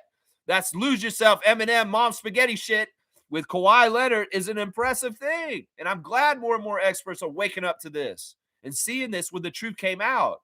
And some of you could judge Kawhi for this or that. Well, like we said, he got the job done. And Fred VanVleet has nothing but love for him for helping them get there, even though he said also the same token, I've had 5 conversations total my entire life with Kawhi Leonard. And they went and won a championship together. He's had 5 conversations personally with Kawhi Leonard in his whole entire life. I'm just saying, man, that is really impressive. And I'm glad more and more people are waking up to what this team did right here. 2019 World Champions Toronto Raptors. Yeah, say it. Say it every day, Boogie Cousins, when you get up, because you can't say it for yourself. That's right, hater. That's what I'm saying. And when Masai says, I believe in this city, I believe in this franchise, I believe in this country, he means it. And we will come and get it again, Boogie. Trust me, you're wrong on this. We're going to find another way to get there, despite Adam Silver and the NBA and everybody else thinking, oh, the Raptors will never win another championship ever again. Fuck that. We're going to change that because y'all didn't even think we could get the first one. And we did. We did. And that's just truth. And you didn't. You didn't, motherfucker. And I'll point that out every single time when you espouse shit like that on national media for everybody to take in and start normalizing their own opinions, trying to say, oh, yeah, I believe him. I don't think the Raptors will ever win again. Fuck that. That's not what we do on this channel. We keep that open possibility that this could happen for us again, and it will. I know it will. We're going to manifest this shit. And Bobby Webster ain't wasting his life. Scotty Barnes ain't either. That's right. That's right. That's what I say right there. Boom goes the dynamite. Yeah, Jimmy Pope. I love it, man. I love it. I love it. I love it. 3-game winning streak incoming. Let's go. Guardian Transit saying this. Raptors can pull a trade for a serviceable big, as we have guys 905 that could take a couple spots. A guy like AJ is capable to play with the big club for sure. For sure. And these two ways will be more useful as the season goes on. With more experience, we will see more Elijah and Chucky on the big club in the spring, and hopefully some very, very good ways for us. Yeah, I believe in this too. That's why I'm saying, that little contingency of our bench that are 2s and 3s right now, y'all are on notice. And in some ways, any one of y'all could get moved this Christmas right now. Now, where was Grady and where was Jameson and Garrett Temple and Colin Murray Boyles yesterday? They were at Covenant House, and they were on the soup line, and they were making Christmas cookies too. Lindsey Dunn was down there interviewing people, talking to Grady Dick, and marveling at his Christmas cookie decorating skills. Yeah, Garrett Temple brought the family down. He saw Kara there and his daughter, and they were, that's a great thing to do. I know my brother does this with my niece and nephew. He makes sure that they're grounded in philanthropy and humility and helping people. So my brother very much takes his kids to opportunities to show service to others is important in this life. And, Garrett Temple bringing his kids to a Covenant House soup kitchen like that is a grounding thing for children that are born into privilege. So it's like these things are important. So, yeah, it was cool to see who was down there. Of course, Battle Dick formation was in effect. But seeing the rookie, Colin Murray Boyles there, I was really impressed with that also, because this was, this is not everybody's there. These 4 gentlemen decided to be there to do this and represent the Raptors at Covenant House last night. If you got a cookie from Grady Dick that he designed, would you eat it? Or would you just keep it in a box and say, this is my Grady Dick cookie. He made it for me. And I'm never going to eat it. It's crumbling, man. It looks like a mouse chewed on the side of it. Oh, yeah. Maybe I should eat it. It's kind of too late, isn't it? This was 6 months ago. Maybe it is too late. I don't know what to do with my Grady Dick cookie now. You sure probably ate it when you got it the first time. Man. I don't know. The Raptors were out in the community yesterday. They were doing their thing. That's right. I love it. I love it. I love it. I love it. Kaloy saying this. Damn, Lex is on fire. I have to clip that your lose yourself moment. Yeah, that was badass. Didn't you like that? I'm telling you, it was like that in that room. It's like that this whole weekend. It's like, what are you doing for your whole life? You're getting to this point. You're in a room with all the NBA executives in the whole entire league in one room. What are you going to do? Seriously, you going to throw up some spaghetti on your arm? What is it going to be, Eminem? What are you going to do, Marshall Mathers? That's what I'm saying. That's right, David Roddy. That's right. That's right. Guardian Transit saying, I vote twice per day, All-Star mine and my wife's phone. There you go. There you go. Game the system. Can we get some Taylor Swift fans on this? Who should we get the Swifties to start voting for? Scotty Barnes. Yeah, Scotty Barnes. Say nice things about Taylor Swift, and all of a sudden you get a whole bunch of Swifties voting for you. Or maybe you got to show an affinity for a K-pop band, somebody over there, Baby Metal or something like that. You say, I love the K-pop. This is my favorite band. And then all of a sudden, all these people in Asia are voting for Scotty for All-Star. That was the secret for Andrew Wiggins when he got All-Star, guys. Did you know that? That Andrew Wiggins partly became an All-Star because K-pop fans voted him in like crazy for some reason. I don't even know why that happened. It's really weird. Let's see. All right. Who are we here on the chat? Kaloy, are we willing to let Jacoby or Grady go for a third string center? That's the thing, man. And this is the tightrope that Bobby's got to walk as far as assessing these guys and their development and their place in the future for the Raptors. And, you don't want to have a one that got away. You really got to be cautious with this because Grady Dick has shown a possibility of what he could be in the NBA. But it seems like we backtracked on it a little bit this season, and it's not totally clear if he could still be that person that we may have thought he could be last year when he was a starter. So it's a gamble. In some ways, they often say in the NBA, it's opportunity, it's fit, it's a place where you are is important. And, the opportunity for Grady is different right now this season, and he's not doing well with it. But if he went to another team because he got traded, he could blow up and all of a sudden look like a really good starter. And then Bobby looks like an idiot for trading him. So it's a real tightrope. And the same goes for Jacoby. Everything I just said about Grady, you can apply to Kobe too. So, ooh-wee, this is tough. I do not envy Bobby Webster for this stuff, but this is why he gets the big bucks and why he is the man who walks on the moon as the head of basketball operations for the Raptors, because he does have to make a tough decision here, and it is very much around that position. And yes, Kaloy, the answer is, would you do that? I would, but it better be a damn for sure a very solid backup center, and he may have a track record of being healthy, and he better help us immediately as soon as he shows up. That's what I say right there. And I'm not going to say which one of those guys I would do it either. I mean, Battle's in the middle of it too. Battle's a great asset, and he is a person that we could trade and we could get something for, even though he doesn't make a whole lot of money. In some ways, he's not worth trading because he is very cheap. And in some ways, there's kind of players like Jonathan Mobo. We were saying whether Jonathan would get a second contract with us. Well, but Mobo and Battle are on a scale that's very affordable, and they're very useful players. Yeah, we want to keep Jameson and Jonathan past their current contracts because they, who knows how much they get paid on the next one, but it should be scale and apropos to what they are doing on the team and what they may grow into on the team. That's what I'm saying. Let's see. Fiercey's here. Good morning, fam, and happy game day. Watched the Raptors 905 highlights, and we were down really bad the first quarter, but focus and cohesiveness prevailed. Congrats to them for winning. Yeah, Andrew Jones ain't playing. He ain't playing. Kareem Thomas was hilarious in that game. He really went crazy in the dunks, and he separated himself, and he literally did the Vincent Lamar said, it's over. It's over. Because he went crazy. He started telling jokes about how the coach of the San Diego Clippers had dark hair when the game started, and he had white hair at the end of the game. And he said he aged like Obama during the presidency, during the game. He's just making me roll on the floor. I was telling Kareem at one point, man, stop it, man. You're hurting me. You're hurting me because you're making me laugh so hard. Seriously. So Kareem went crazy yesterday. He's like at 333 dunks all of a sudden. Seymour got close. Isaac got close too. But he kind of just went crazy during 905, and he went off. He went off. So in some ways, he did that. It's over. That Vince Carter, it's over. Like yesterday during the 905 chat, I said KT was on fire, man. I'm just saying, he was going crazy in there. Let's see. Just came from Fiercey's training. Coach hyped up the kids so much and put them to work.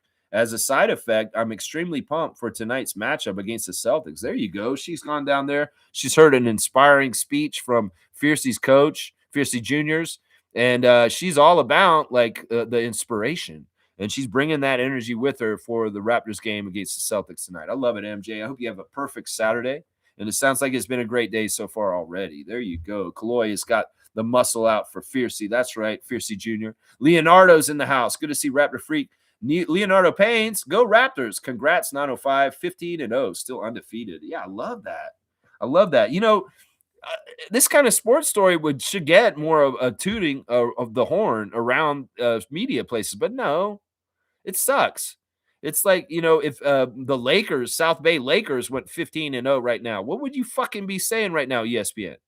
What would you be fucking saying, NBA and Adam Silver? Would you be putting it on blast? In some ways, it's like a dirty little secret. The 905 have not lost a game this year yet. Ooh, don't tell anyone. Even our media up here, in some ways, they ain't covering this correctly. A lot of people have this attitude. It's like some guy came in the chat yesterday and the YouTube chat for the 905 game and said, guys, is it weird that I'm oddly into the 905 all of a sudden? And then I want to watch all their games. I'm like, that's not odd. That's not weird, bro. It's basketball. You love basketball. Watch it. Seriously, to me, I look at it this way. It's like, I love the Raptors. I'll watch all the Raptors games, but in some ways, it's not enough. I need the 905 also. So double inject the Raptors into my veins. Yeah. Oh, I got my hit. Oh, they beat the Clippers. Oh, yeah. In some ways, it's like, look, don't be ashamed that you like watching G League. Don't buy all this hype about it's the G League. Nobody should watch it. Fuck that. It's basketball. And these guys are good players. And in some ways, you're a more informed Raptors fan if you watch the Raptors 905, because you can see the guys who may be coming. You can see, the way we're doing things on that level, and you can mirror it to what Darko does and understand a little bit better the philosophies of our franchise. because there is a lot of parallels there, and you can learn a lot about the main Raptors from watching the Raptors 905. So there's a lot of great things, and in some ways, there's something pure about it. Sure, it's not always pretty. Sure, sometimes you're like, "Why am I watching this?" But also sometimes you're like, "Yeah, this team is badass, and you know what? It feels good to be undefeated, right?" So why not Raptors Nation? Embrace the G League team. If you've never watched 905 ever in your life, this is the time to catch up with them and watch these games like the one tomorrow at 1 p.m. against Grand Rapids Gold.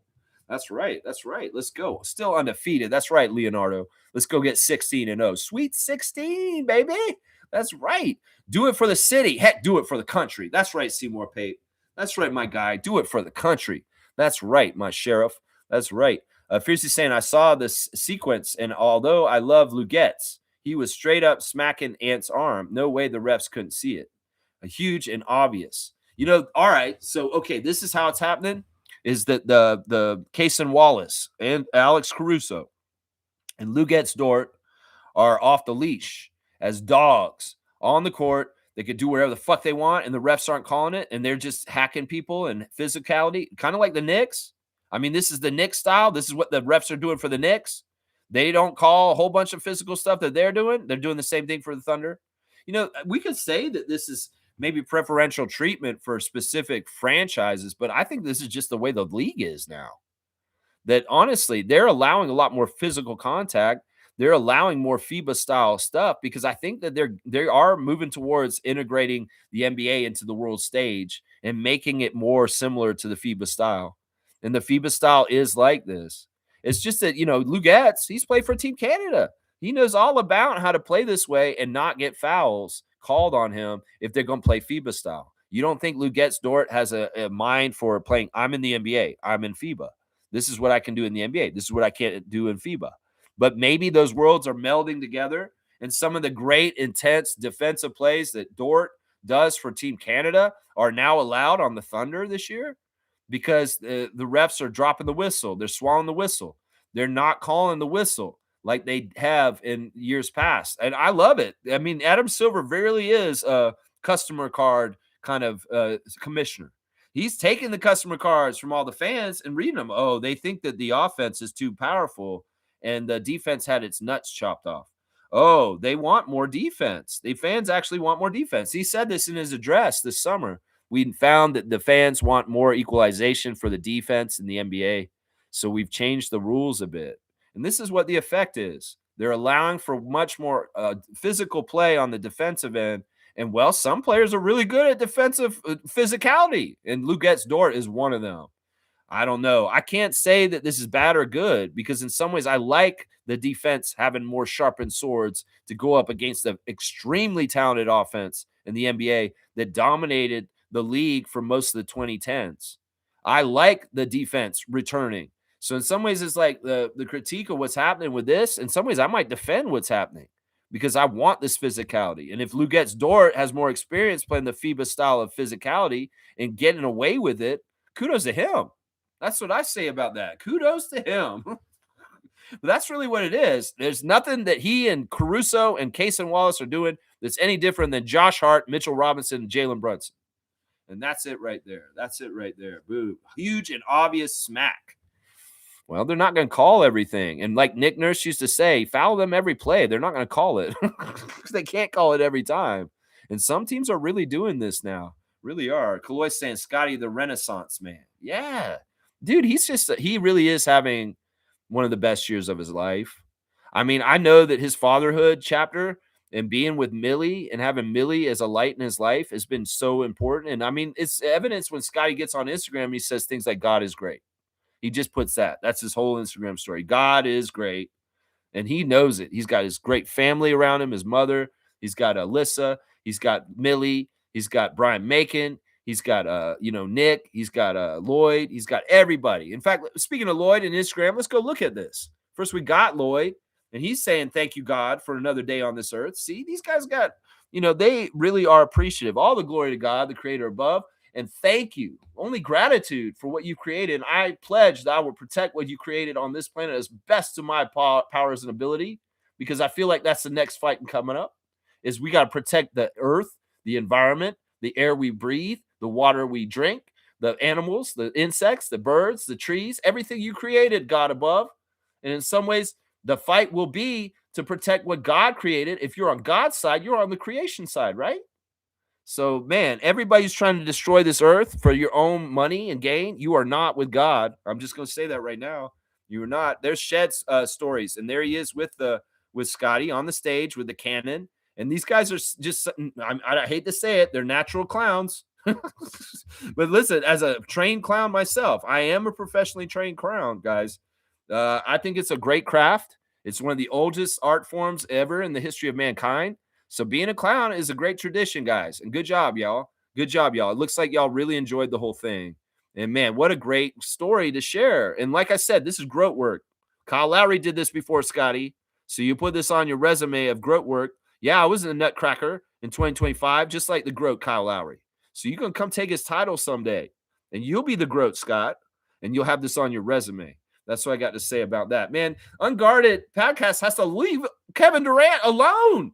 Like, what are y'all doing to him? It's like Fred and Unguarded Podcasts are just posting about his hygiene over and over again. It's talking about, I stopped getting cuts. I don't lotion. I might go 2 or 3 days without showering. It's like, man, stop sewering Kevin Durant as some sort of bum who doesn't want to clean himself. Because, Fred, you're putting this way on blast right now. And as much as the developments about how y'all see the finals and Kawhi Leonard and all this kind of stuff that came from the podcast, it should be put on blast so much the personal hygiene of Kevin Durant. That's wrong. That man came on your show, and now you're coming around and advertising around Kevin's dirtiness. Come on, man. Be more respectful. You got other things you can key on and when you're advertising for this. But everybody wants to key on this shit with Kevin Durant, stuff like that. I shower. I might go a day, 2 days without hopping in that water. Why are you doing this to him? You're so kind to be on the show. You think he's going to keep coming on the show if you all going to put out on blast on the max about how he's a dirty bastard? You know, come on now. Let this man be dirty on his download. I mean, he did come correct and told the truth about it. But that's Unguarded. And that's a great, best, hottest podcast in the basketball world right now. That's right, man. That's it right there.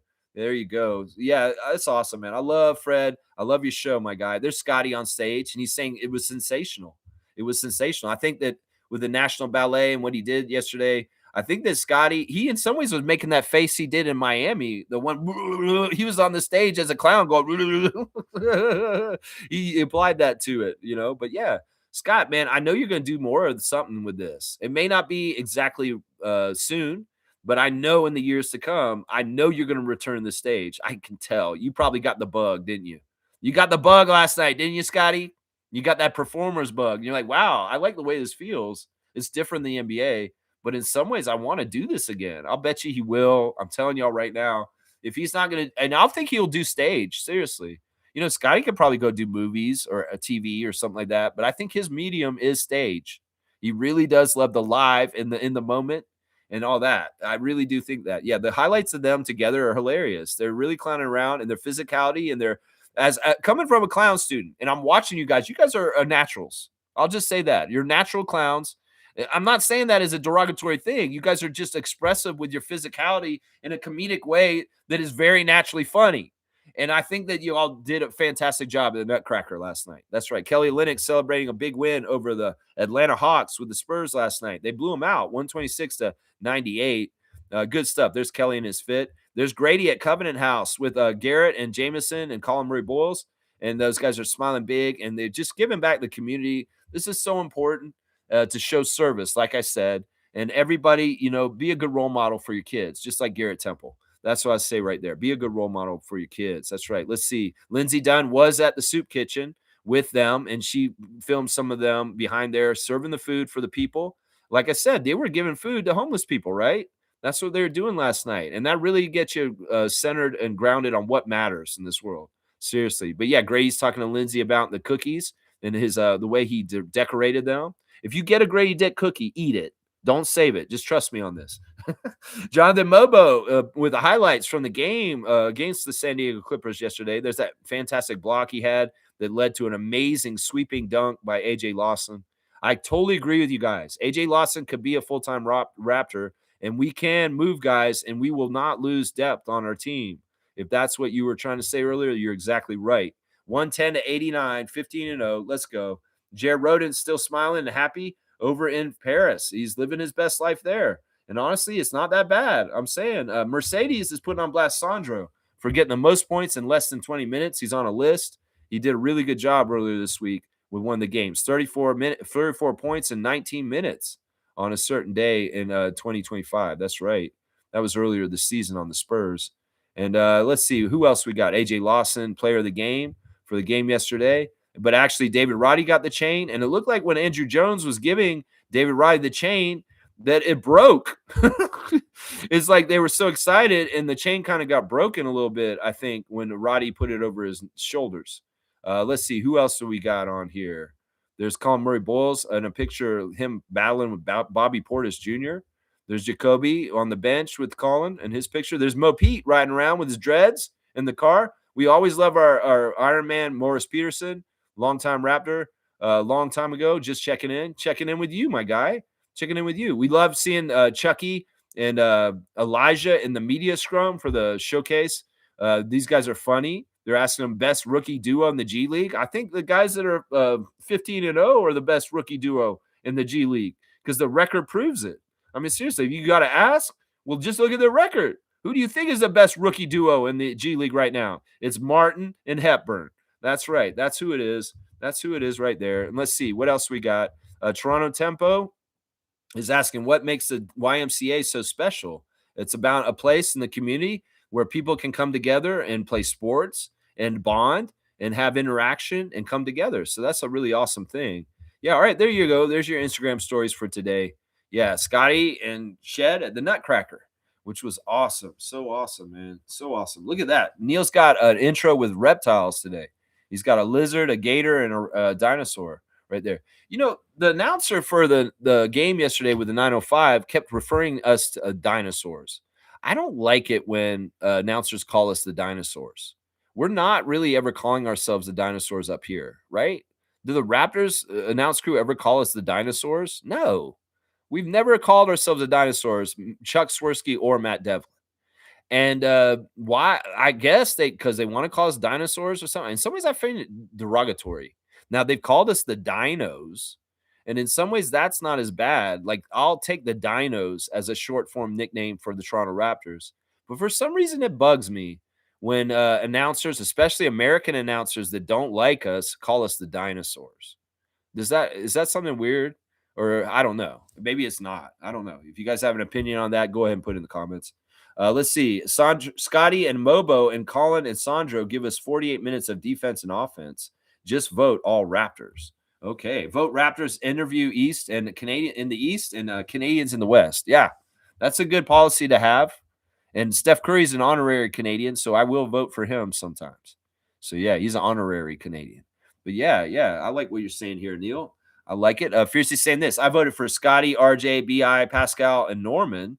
I put SGA and randoms in the West. I like your suggestion for Brooks, Lex, but I have a feeling he'll be pushed in that direction. Don't worry. No LeBron. I mean, listen, if Dillon Brooks got voted in popularity-wise, that's a long shot. But if it did, that'd be hilarious. That'd be hilarious. I mean, the way Dillon Brooks becomes an all-star is he's a coach's choice. It's not like he's going to get voted in popularity-wise. He is the villain Dillon. And to most people in the NBA, they don't like him because they're LeBron people. But if you're not a LeBron person, you can be a Dillon person like me. Villain Dillon, you're awesome, man. And, the stuff he says to LeBron is hilarious. And Dillon's just awesome. I want to hear more Dillon Brooks stories from Fred VanVleet on the Unguarded podcast. I just do. Because like I said, man, these two guys, and I knew it when they were together on Houston for those couple years. I was like, man, this is like their opposites, man. This is the odd couple. You got Fred, who's no nonsense. Come on, man. We don't want to cause trouble. And you got the guy who absolutely wants to cause trouble.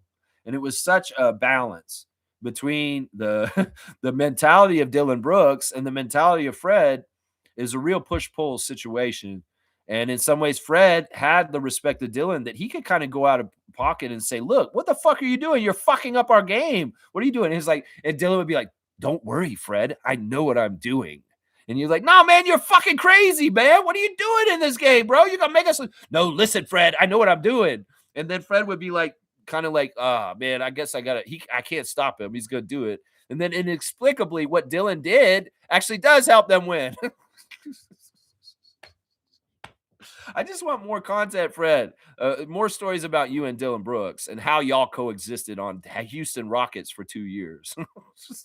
This gold, man. Seriously, it's like a psychology lesson. Seriously, between those two guys.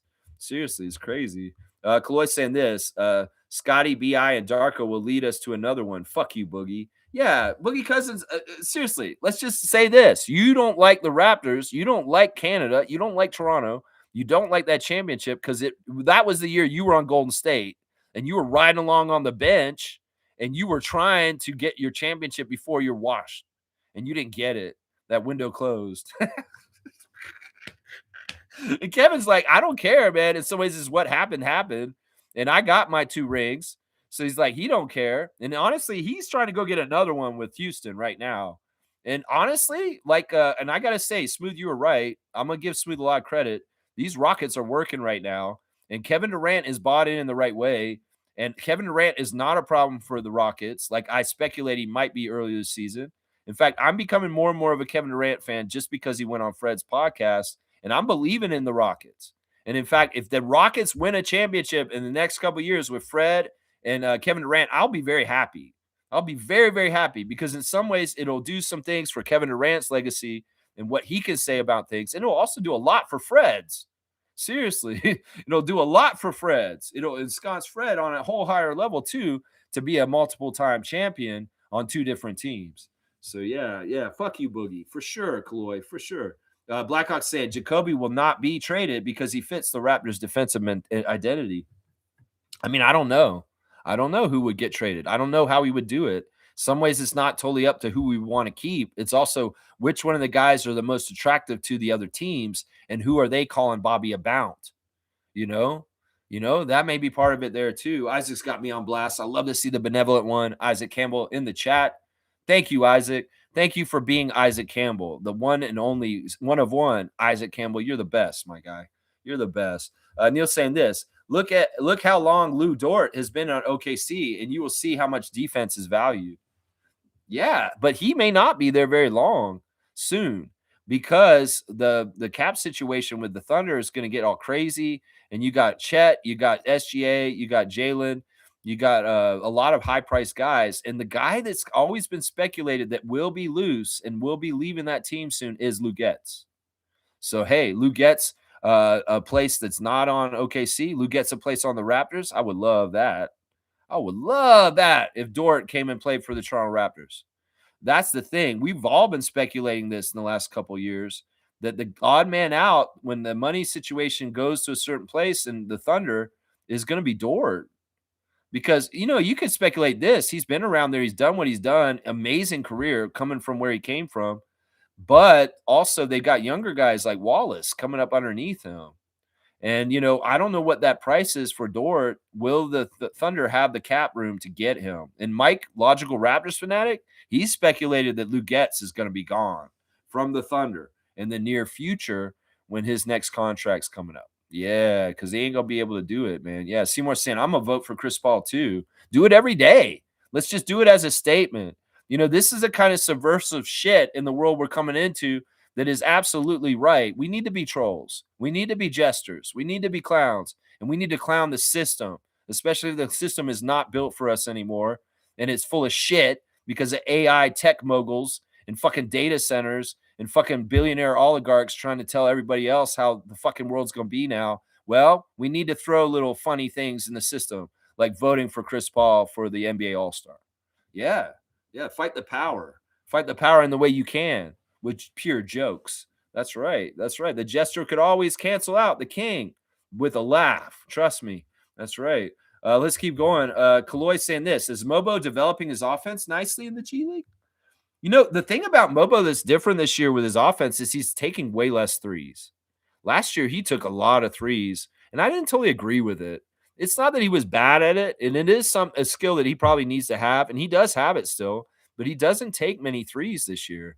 He really is playing a standard big style near the basket, and most of his work is in the post and taking licks and still trying to convert by the basket, and he's gotten better at this. Last year, he was pretty trash around the basket. He'd miss a lot of bunnies, and if he got contact, they would be able to stop him from scoring. But this year, he's showing more strength through contact and finishing near the basket.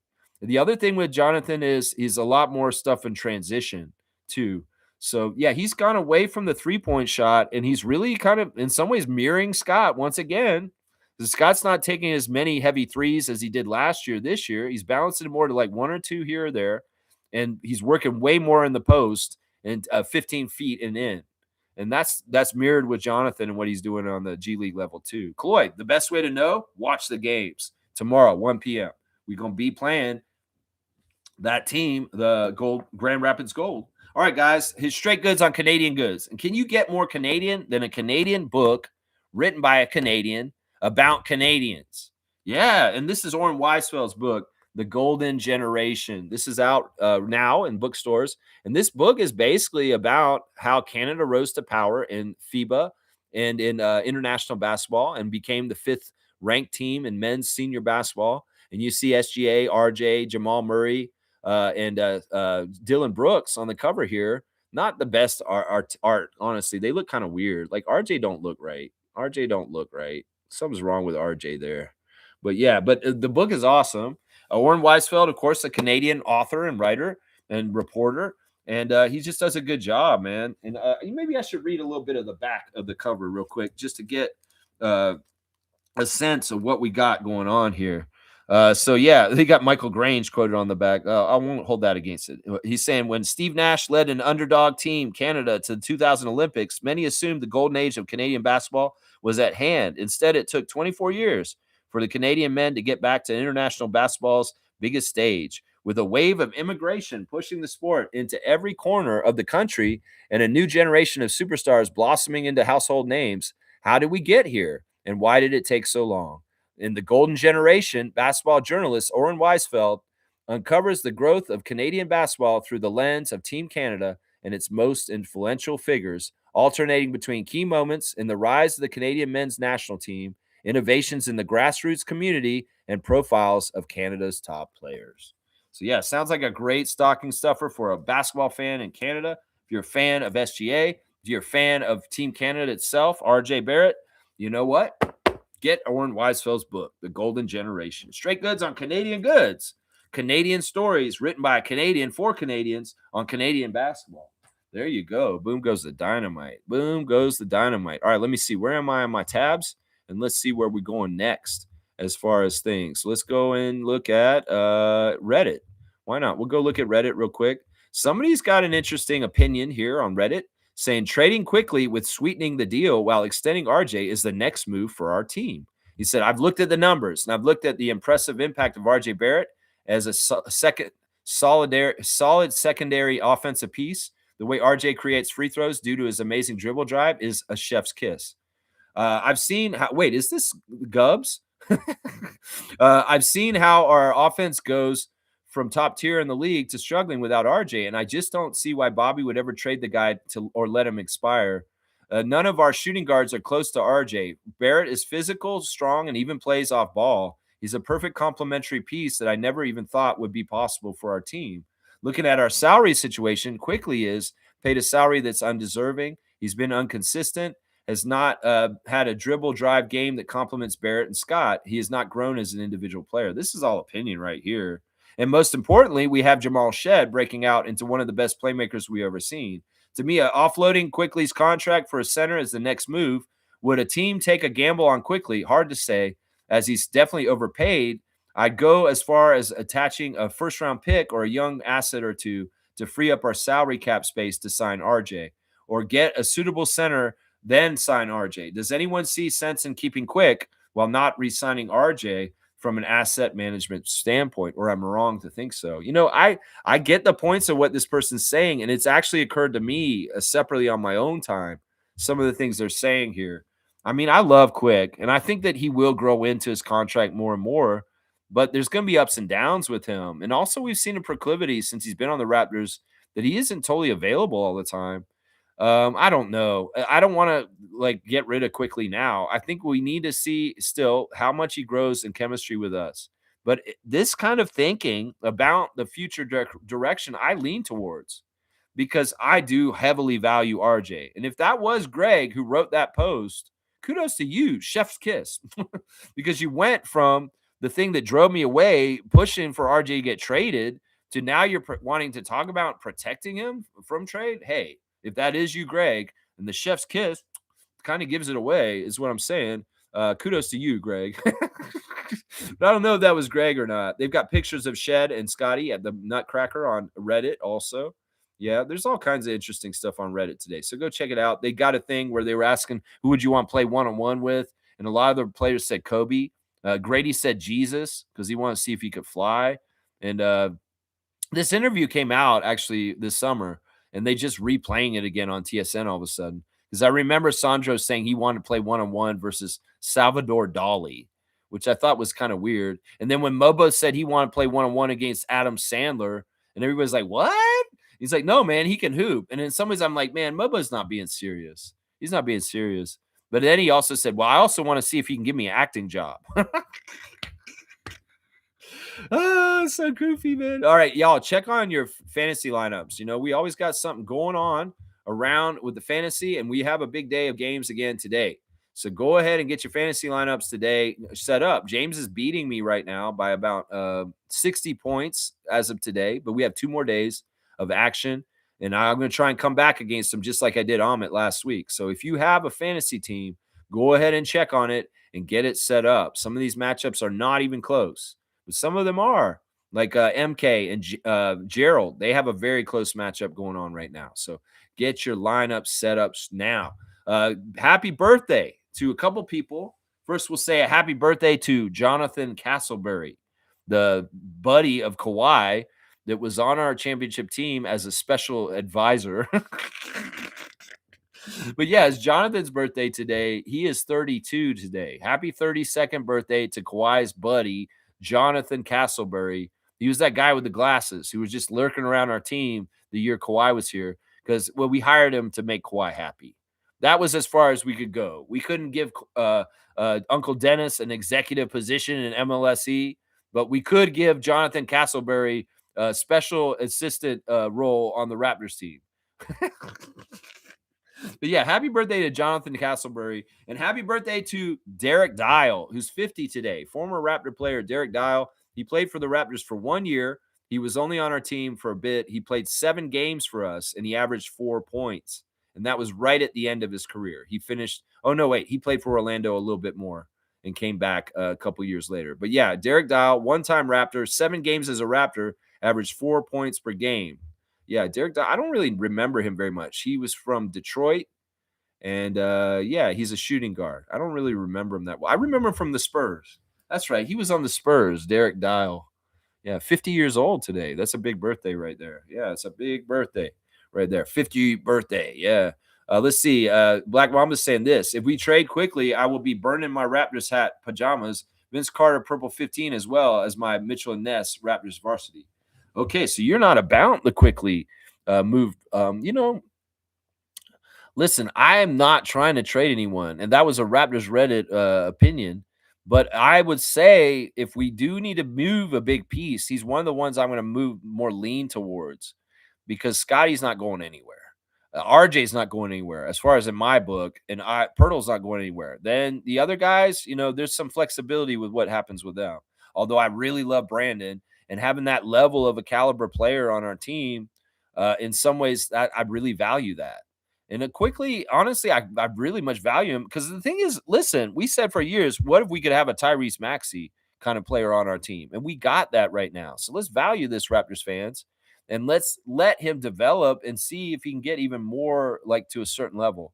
The one thing that's driving me nuts with Emmanuel, and this is the old head basketball fan in me, is the shot selection when guys aren't back and just the really sudden threes. I know that's part of the MO of it and why it may work. But it does really drive me crazy just because I'm hardwired learning from the school of Hubie Brown and like the old school way with Dr. Jack Ramsey and other people like that who were kind of gurus for basketball. In my head, these were no-nos. Like these were sacred things you would never do in a basketball game is come back and just jack up a three so early in the shot clock so far out with none of your teammates underneath to try and get a rebound for you. It just goes against my wiring. And in some ways, he gets points against him for kind of doing that when he's not successful. Like if he does that, he makes the shot. I'm like, yeah, I can't say shit about it because he fucking just hit a half court shot, just came over the court and just quickly made a shot like that. I'm like, yeah, that's badass. But when he doesn't make it, it looks so bad. It looks so bad. And Leo Routins is gritting his teeth. And Jack Armstrong is saying, yeah, that may not have been the best shot at that moment. But the other thing is, I know he's not doing anything Darko's not telling him he can do. He can do that. Darko said, yeah, why quickly to shoot whenever he wants. It doesn't matter. And I've said this in the past. Out of all the Raptors, Emmanuel quickly can shoot anywhere at any time, anywhere from the court at any kind of situation. And he's okay. It's not a bad shot because in some ways he's just like that. But the whole thing is, the deal is, he's got to make them. And if he's missing more than he's making them, then that ruins that whole arrangement, is basically what I'm saying here. I feel like the best development for Emmanuel are in two areas, and that's his defense, being more and more of a dogged point of attack defender. And he made a real commitment to that this year, and he has shown major improvement in that area. And also on distribution. I just feel like in some ways, we get it. You're an offensive juggernaut. You are a combo guard. You're a guy that can absolutely go off offensively. Now show us why we can maybe revert you to being a point guard also. You know, Fred has talked about this on his podcast. It's like, look, I'm a combo guard too. People can see me as a point guard, but I can also be a shooting guard. And I know how to make that switch and how to do it. I think that in some ways, quickly still got to discover how to use that switch in the game and switch it in the middle of the game sometimes. Was like, look, this quarter, maybe I'm going a little bit more, or this half quarter, or this possession, or this half of the this time, I'm going to be more of a standard point guard and do the standard point guard stuff.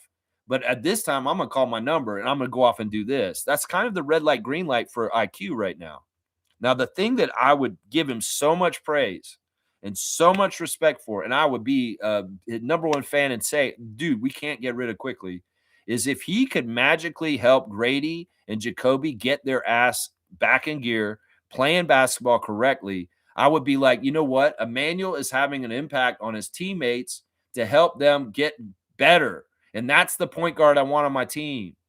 That's it right there. If he could do this, if he could get Grady and Jacoby back out of the mud, I would give a lot of credit to him. But he has to be the one giving the assist to those guys in silver platter to get them to be successful, to make their damn shots.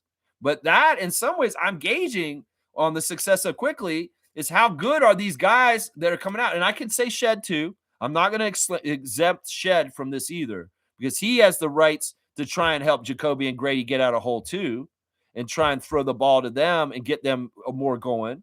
So whoever does it, kudos to you because they need help. And honestly, in some ways, I know what you can do, IQ, but can you do this to help Grady? And if you did that to help Grady, did you know that your value to me goes up? Seriously, that's really kind of how I look at it at this point. But man, I hear you, Black Mamba. And I would hate that if you burned your Raptor stuff just because IQ was out of here. Yeah, I wouldn't want that. We want all hands on deck. We want good Raptor freaks here. And, I don't frivolously say we just need to trade IQ or get rid of IQ. No, this is a very, very difficult decision that over time will need to be sussed out by the performance of the players in the roster build and what is necessary for the Raptors to get to the next level. That's it. And IQ could very much be long-term plans and somebody that absolutely is going to the next Larry O'Brien with us. That's what I say. That's ideal. Because seriously, once again, like I was saying to Patrick, I don't want Bobby to fail. I don't want Darko to fail. I don't want IQ to fail. I don't want Scotty to fail. I don't want Grady to fail. I don't want Elijah to fail. I want every single person involved with the Raptors to succeed because that means we're kicking ass and we're winning, just like Andrew Jones in the 905. So if people are failing and stuff like that, and it comes around like, oh, he did trade for Anthony Davis. Fuck you, Bobby. Why'd you do that? I will turn on people when it's the time, but not. I don't want anybody to do bad. I want everybody to be successful so I can root them towards success because I'm a Raptors fan and I love my team and I want everybody to get theirs and what they're supposed to do on this team. That's my basic starting point for everything on this channel. Right there. Right there. I'm not coming after Bobby. I'm not coming after Darko. I'm not coming after IQ. I'm not coming after any of them. I just want the best for them, but I'm real about it. And that's it. That's it right there. Seymour saying, Lex, I got some WestJet buddy passes so clean that Keon Clark jersey for me. I'm definitely coming for a playoff game. There you go. All right. So you have a friend who works for WestJet. You're going to come and get that Keon Clark jersey? That's awesome. You know, I found Keon recently, guys. Yeah, this is crazy. And in fact, I'm going to share this with you guys right now because this is really interesting to me. I wasn't sure where Keon Clark was. I thought he might be in a prison in Danville still, but he's not. He's out. And he's on Facebook, guys. I found him on Facebook. If you guys want to go and see Keon Clark and what he's all about right now, he's on Facebook, and I'm thinking about adding him as a friend. I haven't sent him a friend request yet, but I put the link to his profile there, and you guys can see what Keon's talking about. In some ways, he's political. In some ways, he's very grounded in his journey in life as an NBA player and his ups and downs. And JYD is all over his page. Like, they're buddies. They're still tight like this. And I'm friends with JYD, so maybe I should shoot a friend request to Keon Clark. But yeah, it's really good to see he's healthy, he's happy, and he's got a stable life. Because there were years in the last 15 years where I really worried about where Keon was and what the hell's been going on with him. So yeah, you come to Toronto, you get that jersey, Seymour. That's what I said. I will live up to it. I will live up. Hey, there's two black squirrels chasing and playing around in the yard with right outside my window right now. You guys have fun out there. Yeah, you creatures of God. That's right. You go have fun, black squirrels outside the window. That's right. W at Seymour. That's right. You come here, you let me know. You give me some advance warning, and we'll get everybody together and we'll all meet up. You can meet Kareem and all kinds of Raptor freaks. Monique, Adriana, we'll all come down there and we'll meet you, my guy. So we'll plan this. If you do come around playoff time, we'll definitely plan this. That's right. You got 6 passes, $50 each, 2-way. That's crazy, man. You should definitely come to Toronto if it's that easy. Seriously, that sounds easy as hell. That's like nothing, man. What the hell, man? That's crazy. That's like state to state Greyhound bus prices on a plane, too, man. That's awesome, man. Yeah, happy birthday. Happy birthday, Jonathan Castleberry, and also Derek Dial. That's right, Derek Dial. And a salute to the sheriff. That's right. Salute to the champ. That's right, Derek Dial. Yeah. Yeah, you like Derek Dial. I remember him from Spurs, but I don't really remember his time on the Raptors very much. Let's go look at his Wikipedia and see what's happened with him in his life as a basketball player. We'll give a little bit more on it. He was born in Detroit, Michigan, 50 years ago today.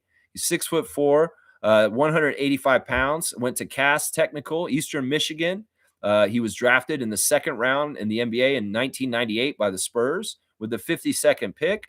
Yeah, he's played in a lot of different places, and he was overseas a lot too, guys. He played a lot of Europe ball. But yeah, he was inducted in the Eastern Michigan Athletics Hall of Fame in 2013. So yeah, I have no idea what's going on with Derek Dial in his current life right now, but I wish him all the best and all the well. He's an ABA champion, guys, apparently in 2004, but not the old ABA. The ABA in 2004? What is that, man? He's the USBL all rookie team also. So yeah, Derek Dial, happy birthday, my guy. That's right. He's our engine man. He's your engine man? That's cool, man. Oh, you mean IQ? Yeah. Mr. Quasimodo is saying any trade at this point is bad omen to how we appreciate this team. Yeah. Yeah. And I don't like trade talk. I don't like speculation. Maybe I shouldn't have read that Raptors Reddit and reacted to it. I was just trying to look at it realistically. But yeah, I think the team ain't broke. Don't fix it. And right now we got a good thing going. RJ comes back tomorrow against the Nets. We continue to keep winning, and we stay near the top of the Eastern Conference. We only need a minor trade to get a backup big, and that's it. And that has nothing to do with money with IQ or anything like that. That's what I'm saying. So I don't endorse a big move for the Raptors. Probably not even next summer, even. If things go well this season, we keep going with what we got, and we tinker with it in little ways. We don't tinker with it in major ways or any of the major pieces.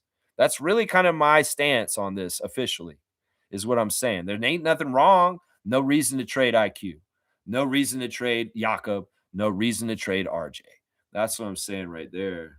That's right. Let's see. Mamba's saying he has to do that. If one goes in, he's a hero. If he plays like John Starks. Yeah, I'd have to remember this because in some ways he is a streaker, just like Starks used to be. And Starks was such a hero, but he could also be a GOAT. Not in a good way for losing. and not hitting that shot. In some ways, that's, that tough position Fred VanVleet's been in the for with our team. You can be the hero, you could also be the villain because you didn't make the shot and everybody put that responsibility on you and they're pointing fingers. You have to have that mentality to do what you do, to be the big shot guy and have to live with the results. And that's very like daring and bold. Some guys will not want that because they don't want the scrutiny. And well, IQ is in that position, and we have to remember that. It's like listen, he's not doing anything that the coach isn't telling him to do. Coach wants him to shoot at least 10 threes a game. Coach wants him to shoot every time he's got an open green light. Then he has no defender near him. Take that shot. This is exactly what Darko's drilling into Emmanuel's head, and absolutely he should be doing.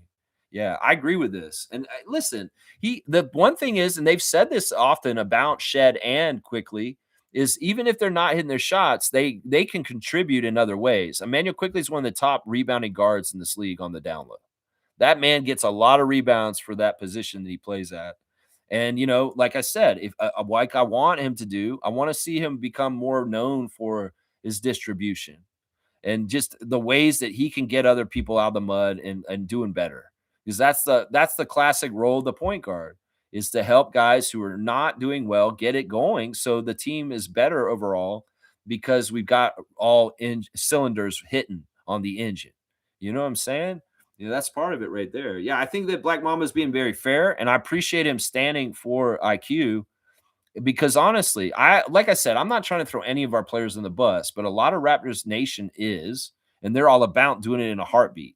And I've never respected that or like that. In some ways, people that are so easy to come at, people that are involved in the Raptors without any good substantial reason for doing it, I don't look at them as real fans. I look at them as wannabe critics and people that are maybe miserable in their lives because they just have to tear people down. I'm not trying to tear anybody down without good reason.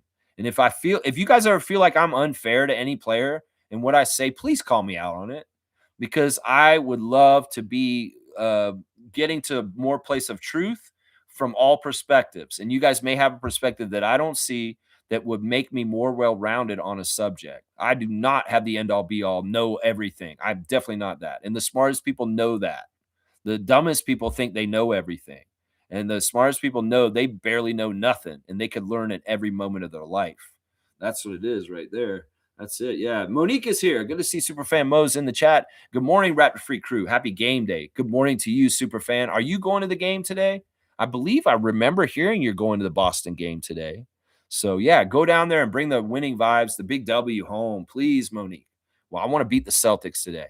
I'm sick of losing to the Celtics in some of these games we lost to them in the last couple years. I'm sick of it. That's right. Mr. Quasimodo is saying traditional positions can't work with the Raptors. It limits their scope of play, unfortunately. Well, it's not that he has to do it exactly the same way the whole time. It's just turn that switch on every once in a while. And it's really kind of read the room and say, you know what? I can tell Jacoby could use a little help. And like maybe I'll look for him a little bit better. There are times when I'm watching the game and I see Emmanuel has open guys and he's really calling his own number. And maybe some of those times should be diverted out to an open shooter on the three on the outside. And it's the same thing with Brandon. I see them do the same thing. There can be times where these guys hold the ball and they call their own number. When I see a better shot outside because Grady's absolutely wide open in the corner and they're ignoring him. And that's all I'm saying. I just want them to recognize and maybe put a little effort in to try and jumpstart these young guys. Or maybe they don't care. Maybe on the down low, that's something like, look, you're on your own. And listen, the Raptors are going to get sorted out. The one thing I will say is, like, look, if RJ Barrett was threatened by Grady Dick and Jacoby Walter for position, he's not anymore. He's not anymore. Like, if these guys were coming up, like if there was any debate about whether RJ or Grady should be starting for the Raptors, we know who should be starting for the Raptors and who should be staying and who should be a keeper no matter what. And that's Barrett. If these guys were threats to come up and take RJ's spot, not anymore. Not this year. We've definitely seen how it is as far as how important RJ is and how these guys have not been consistent this year. So, yeah. Black Mama's salute. Right on, man. Mr. Quasimodo saying, I still stand by having a center focused risk analyst. Yeah. Yeah. He needs to play like Jason Kidd. True. Yeah. I mean, I think that Quick is like that. The last couple of years, Emmanuel's been flirting with triple doubles often. In fact, he's gotten triple doubles. And when he gets triple doubles, that's showing a very healthy game for him because he's hitting on all cylinders. He's getting those rebounds, which like I said, he gets rebounds so good for a guy his size. And I see him going in there and battling with bigger guys and winning the rebound battle. Like he'll be right down underneath the basket. He's coming away with it. And I'm like, that's a badass right there because he's given probably a foot almost on some of those guys he's rebounding against. And then, if he gets the 10 assists, that's a real good sign. It's always the assist to turnover ratio with Shed and Quickly and Hepburn I'm looking at. And, Manuel's assist to turnover ratio this year has been very solid. Very, very, very solid. Very, very solid. And that's in some ways more important is cutting down turnovers than missed shots because missed shots are going to happen. And I don't hold a lot of missed shots against players sometimes because, like you guys said, there's streak shooting. That's like a kind of stuff. But if he's limiting turnovers, that's something he can actually control better. And that's a parameter I may count against him or for him more is the turnovers over missed shots. So yeah, Mo's saying this, a good day in the community yesterday. Happy with everything. Yeah, what a glorious day. Our Raptors are awesome people. They're talented people, they're giving people, and they're interesting people. And I just love the Raptors on an off day on a December 19th, seeing what they're doing. Cool stuff. That's what they're doing. That's right. They're doing cool stuff. There's Keon Clark's Facebook, guys. That's that link if you want to go see what he's doing in his life right now. It's just good to see he's on this side of the ground and that he's okay and he's not incarcerated. That's what I'd say right there. That's right. And he's clean, I'll bet too. He's been clean for a while, I'll bet. And he's listen, those kind of people that have been through that fire. I know I'm in AA. If you have gone through your demons and you're on the other side and you're sober, you can be a very powerful voice for people and helping them. And Keon Clark's probably like that at this point in his career and his life. That's right. Yeah. Shout out to GYD. Holy shout out. Yeah. JYD. Yeah. Junkyard Dog. We love JYD. He's somebody that I've met personally a couple times. He's a Facebook friend of mine. And, he's interacted with me still. It's crazy. Like he's very open and access with the fans. It's just how he is. He's marketed himself that way. And if you don't have the role player book that JYD wrote in the last year, go out and get it. It's fantastic. It's a fantastic book. Jerome Williams, role player, fantastic book. Is awesome. Yeah, so Mo is going the game today. Awesome. Go Andrew Jones. Daily reminder, keep voting. Keep voting for All-Star. That's right. Vote for Chris Paul. That's what we're saying today. Vote for Chris Paul. Fiercely saying, I meant to say Dylan Brooks won't be promoted or pushed by the league as an all-star. It don't matter. If the fans voted him in and he got on all-star, you get that. It's like Dennis Rodman was an all-star. Charles Oakley was an all-star. These guys were enforcers. They were not stars. They were not dudes that were 20 points a game. These dudes got in because they were just stars of their own in the game because they were popular. Like, how the hell did Charles Oakley get on the all-star team, guys? Think about it. What was Charles Oakley on the All-Star? He was when he was on the Knicks, when he was standing next to Patrick Ewing, and they both went to the All-Star game together. So, yeah, it's interesting stuff. All right, I'm just over 2 hours. Let's go ahead and do the classic card, and we'll get going out of here. And, great stream today. I've really appreciated talking with everybody and going over stuff with you guys. We'll do that card. All right, here we go, guys. First to write the full name answer will get the classic card points added to their Raptor Freak trivia score. So please let me know who this is right away. Full name answer. Don't get seagulled. We can tell who that is. That's pretty easy, right? It's a pretty easy card. We've talked about this guy on the channel quite a bit. Yeah, Kaz has got it just ahead of you, Isaac, and he gets points too for spelling his name correctly. Chris Middleton is the card, the longtime Buck, the champion Buck, who is now a Washington Wizard. Yeah, there you go. Chris Middleton is the card. See, he got that H in there, Isaac. Sorry, bud. So Trucker Kaz is getting the classic card. It's going to be a 50-point card because it's kind of easy. It's kind of easy. But yeah, alas, Trucker Kaz has the point total. And yesterday I did post the Raptor Freak trivia points currently in the standings as far as Fiercey being on top. And Ahmed is second right now. So y'all check it out. 10-4, good buddy. That's right. All right, let me do the rundown and get out of here at 2:08 on the time right now. Once again, we're playing the Celtics today. We lost the first game against the Celtics for the season, so we're down 0-1 in the season series. They are a half game behind us in the Eastern Conference standings right now. And if we lose to them, they will be flipping above us in the standings, and we don't want to do that. We also want to protect our home court because the last 2 games of this series will be played in Boston, and they're already won one on our home court this season. So this is an important game. Don't mess with things. Make sure you win. The only injury for the Celtics is Jason Tatum. They have everybody else available today. And then for us, RJ is out for sure, and Jakob is questionable. As I said earlier, if there's a choice between playing Jakob today or tomorrow, play him today, Darko. Play him today against the Celtics because we need Yak and they're fighting against Kada for rebounds. So I say right now, if you have to choose between tomorrow or today for Jakob Poeltl, put him out there today. So I'll speculate that Ochai Agbaji will be in the starting lineup with Jakob playing, hopefully, with Scotty, Emmanuel, and Brandon. Yeah. And the referees today, well, our crew chief is Sean Wright. He favors the Celtics slightly, statistically.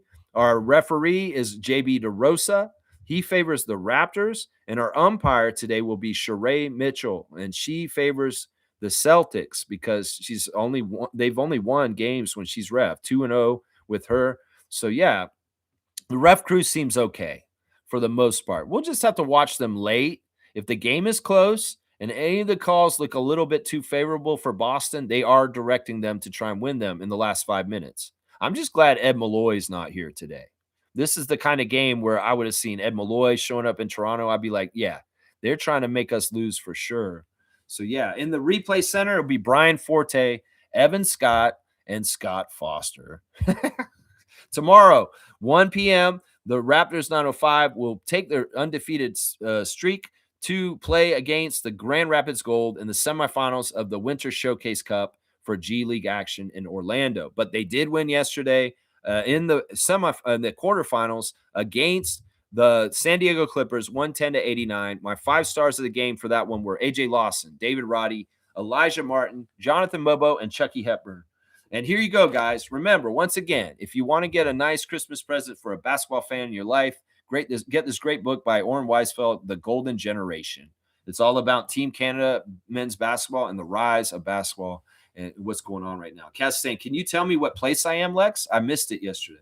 Well, the easy thing to do, Kaz, is click on my stream yesterday or just look at the comments in the stream yesterday. I posted in the comments the standings for trivia. It's in there. I'm not sure where you are. I think you're top 10, but I don't think you're top 5. I think that's around where you are.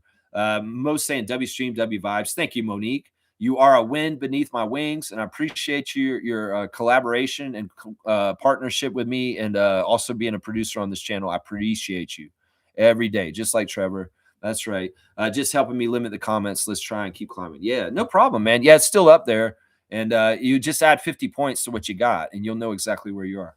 All right, guys, let's go Raptors. Let's go 905. Stay undefeated tomorrow. But today, we're going to be watching the Raptors play the Celtics in Toronto at the Scotiabank Arena. And hopefully they have a big game and a big win. And, well, Chris will be back in the house again today, too. Thank you, Kaz, for that. I appreciate everybody. Have a great day. Touch grass. Some of the snow is melted, so I can actually see grass out in my yard. So maybe I'll go touch it now. And Raptorize your day. I'm going to go get the weight and start lifting out too. That's what I got to do next. That's right. Peace out. Everybody have a great day. I'll see y'all at 9:30 tomorrow morning for preview stream and reaction stream. Preview times 2 and a reaction times 1. Triple duty tomorrow morning on the Raptor Freak stream. 9:30 a.m. Be there or be square. I'll be there. That's right. Let's go.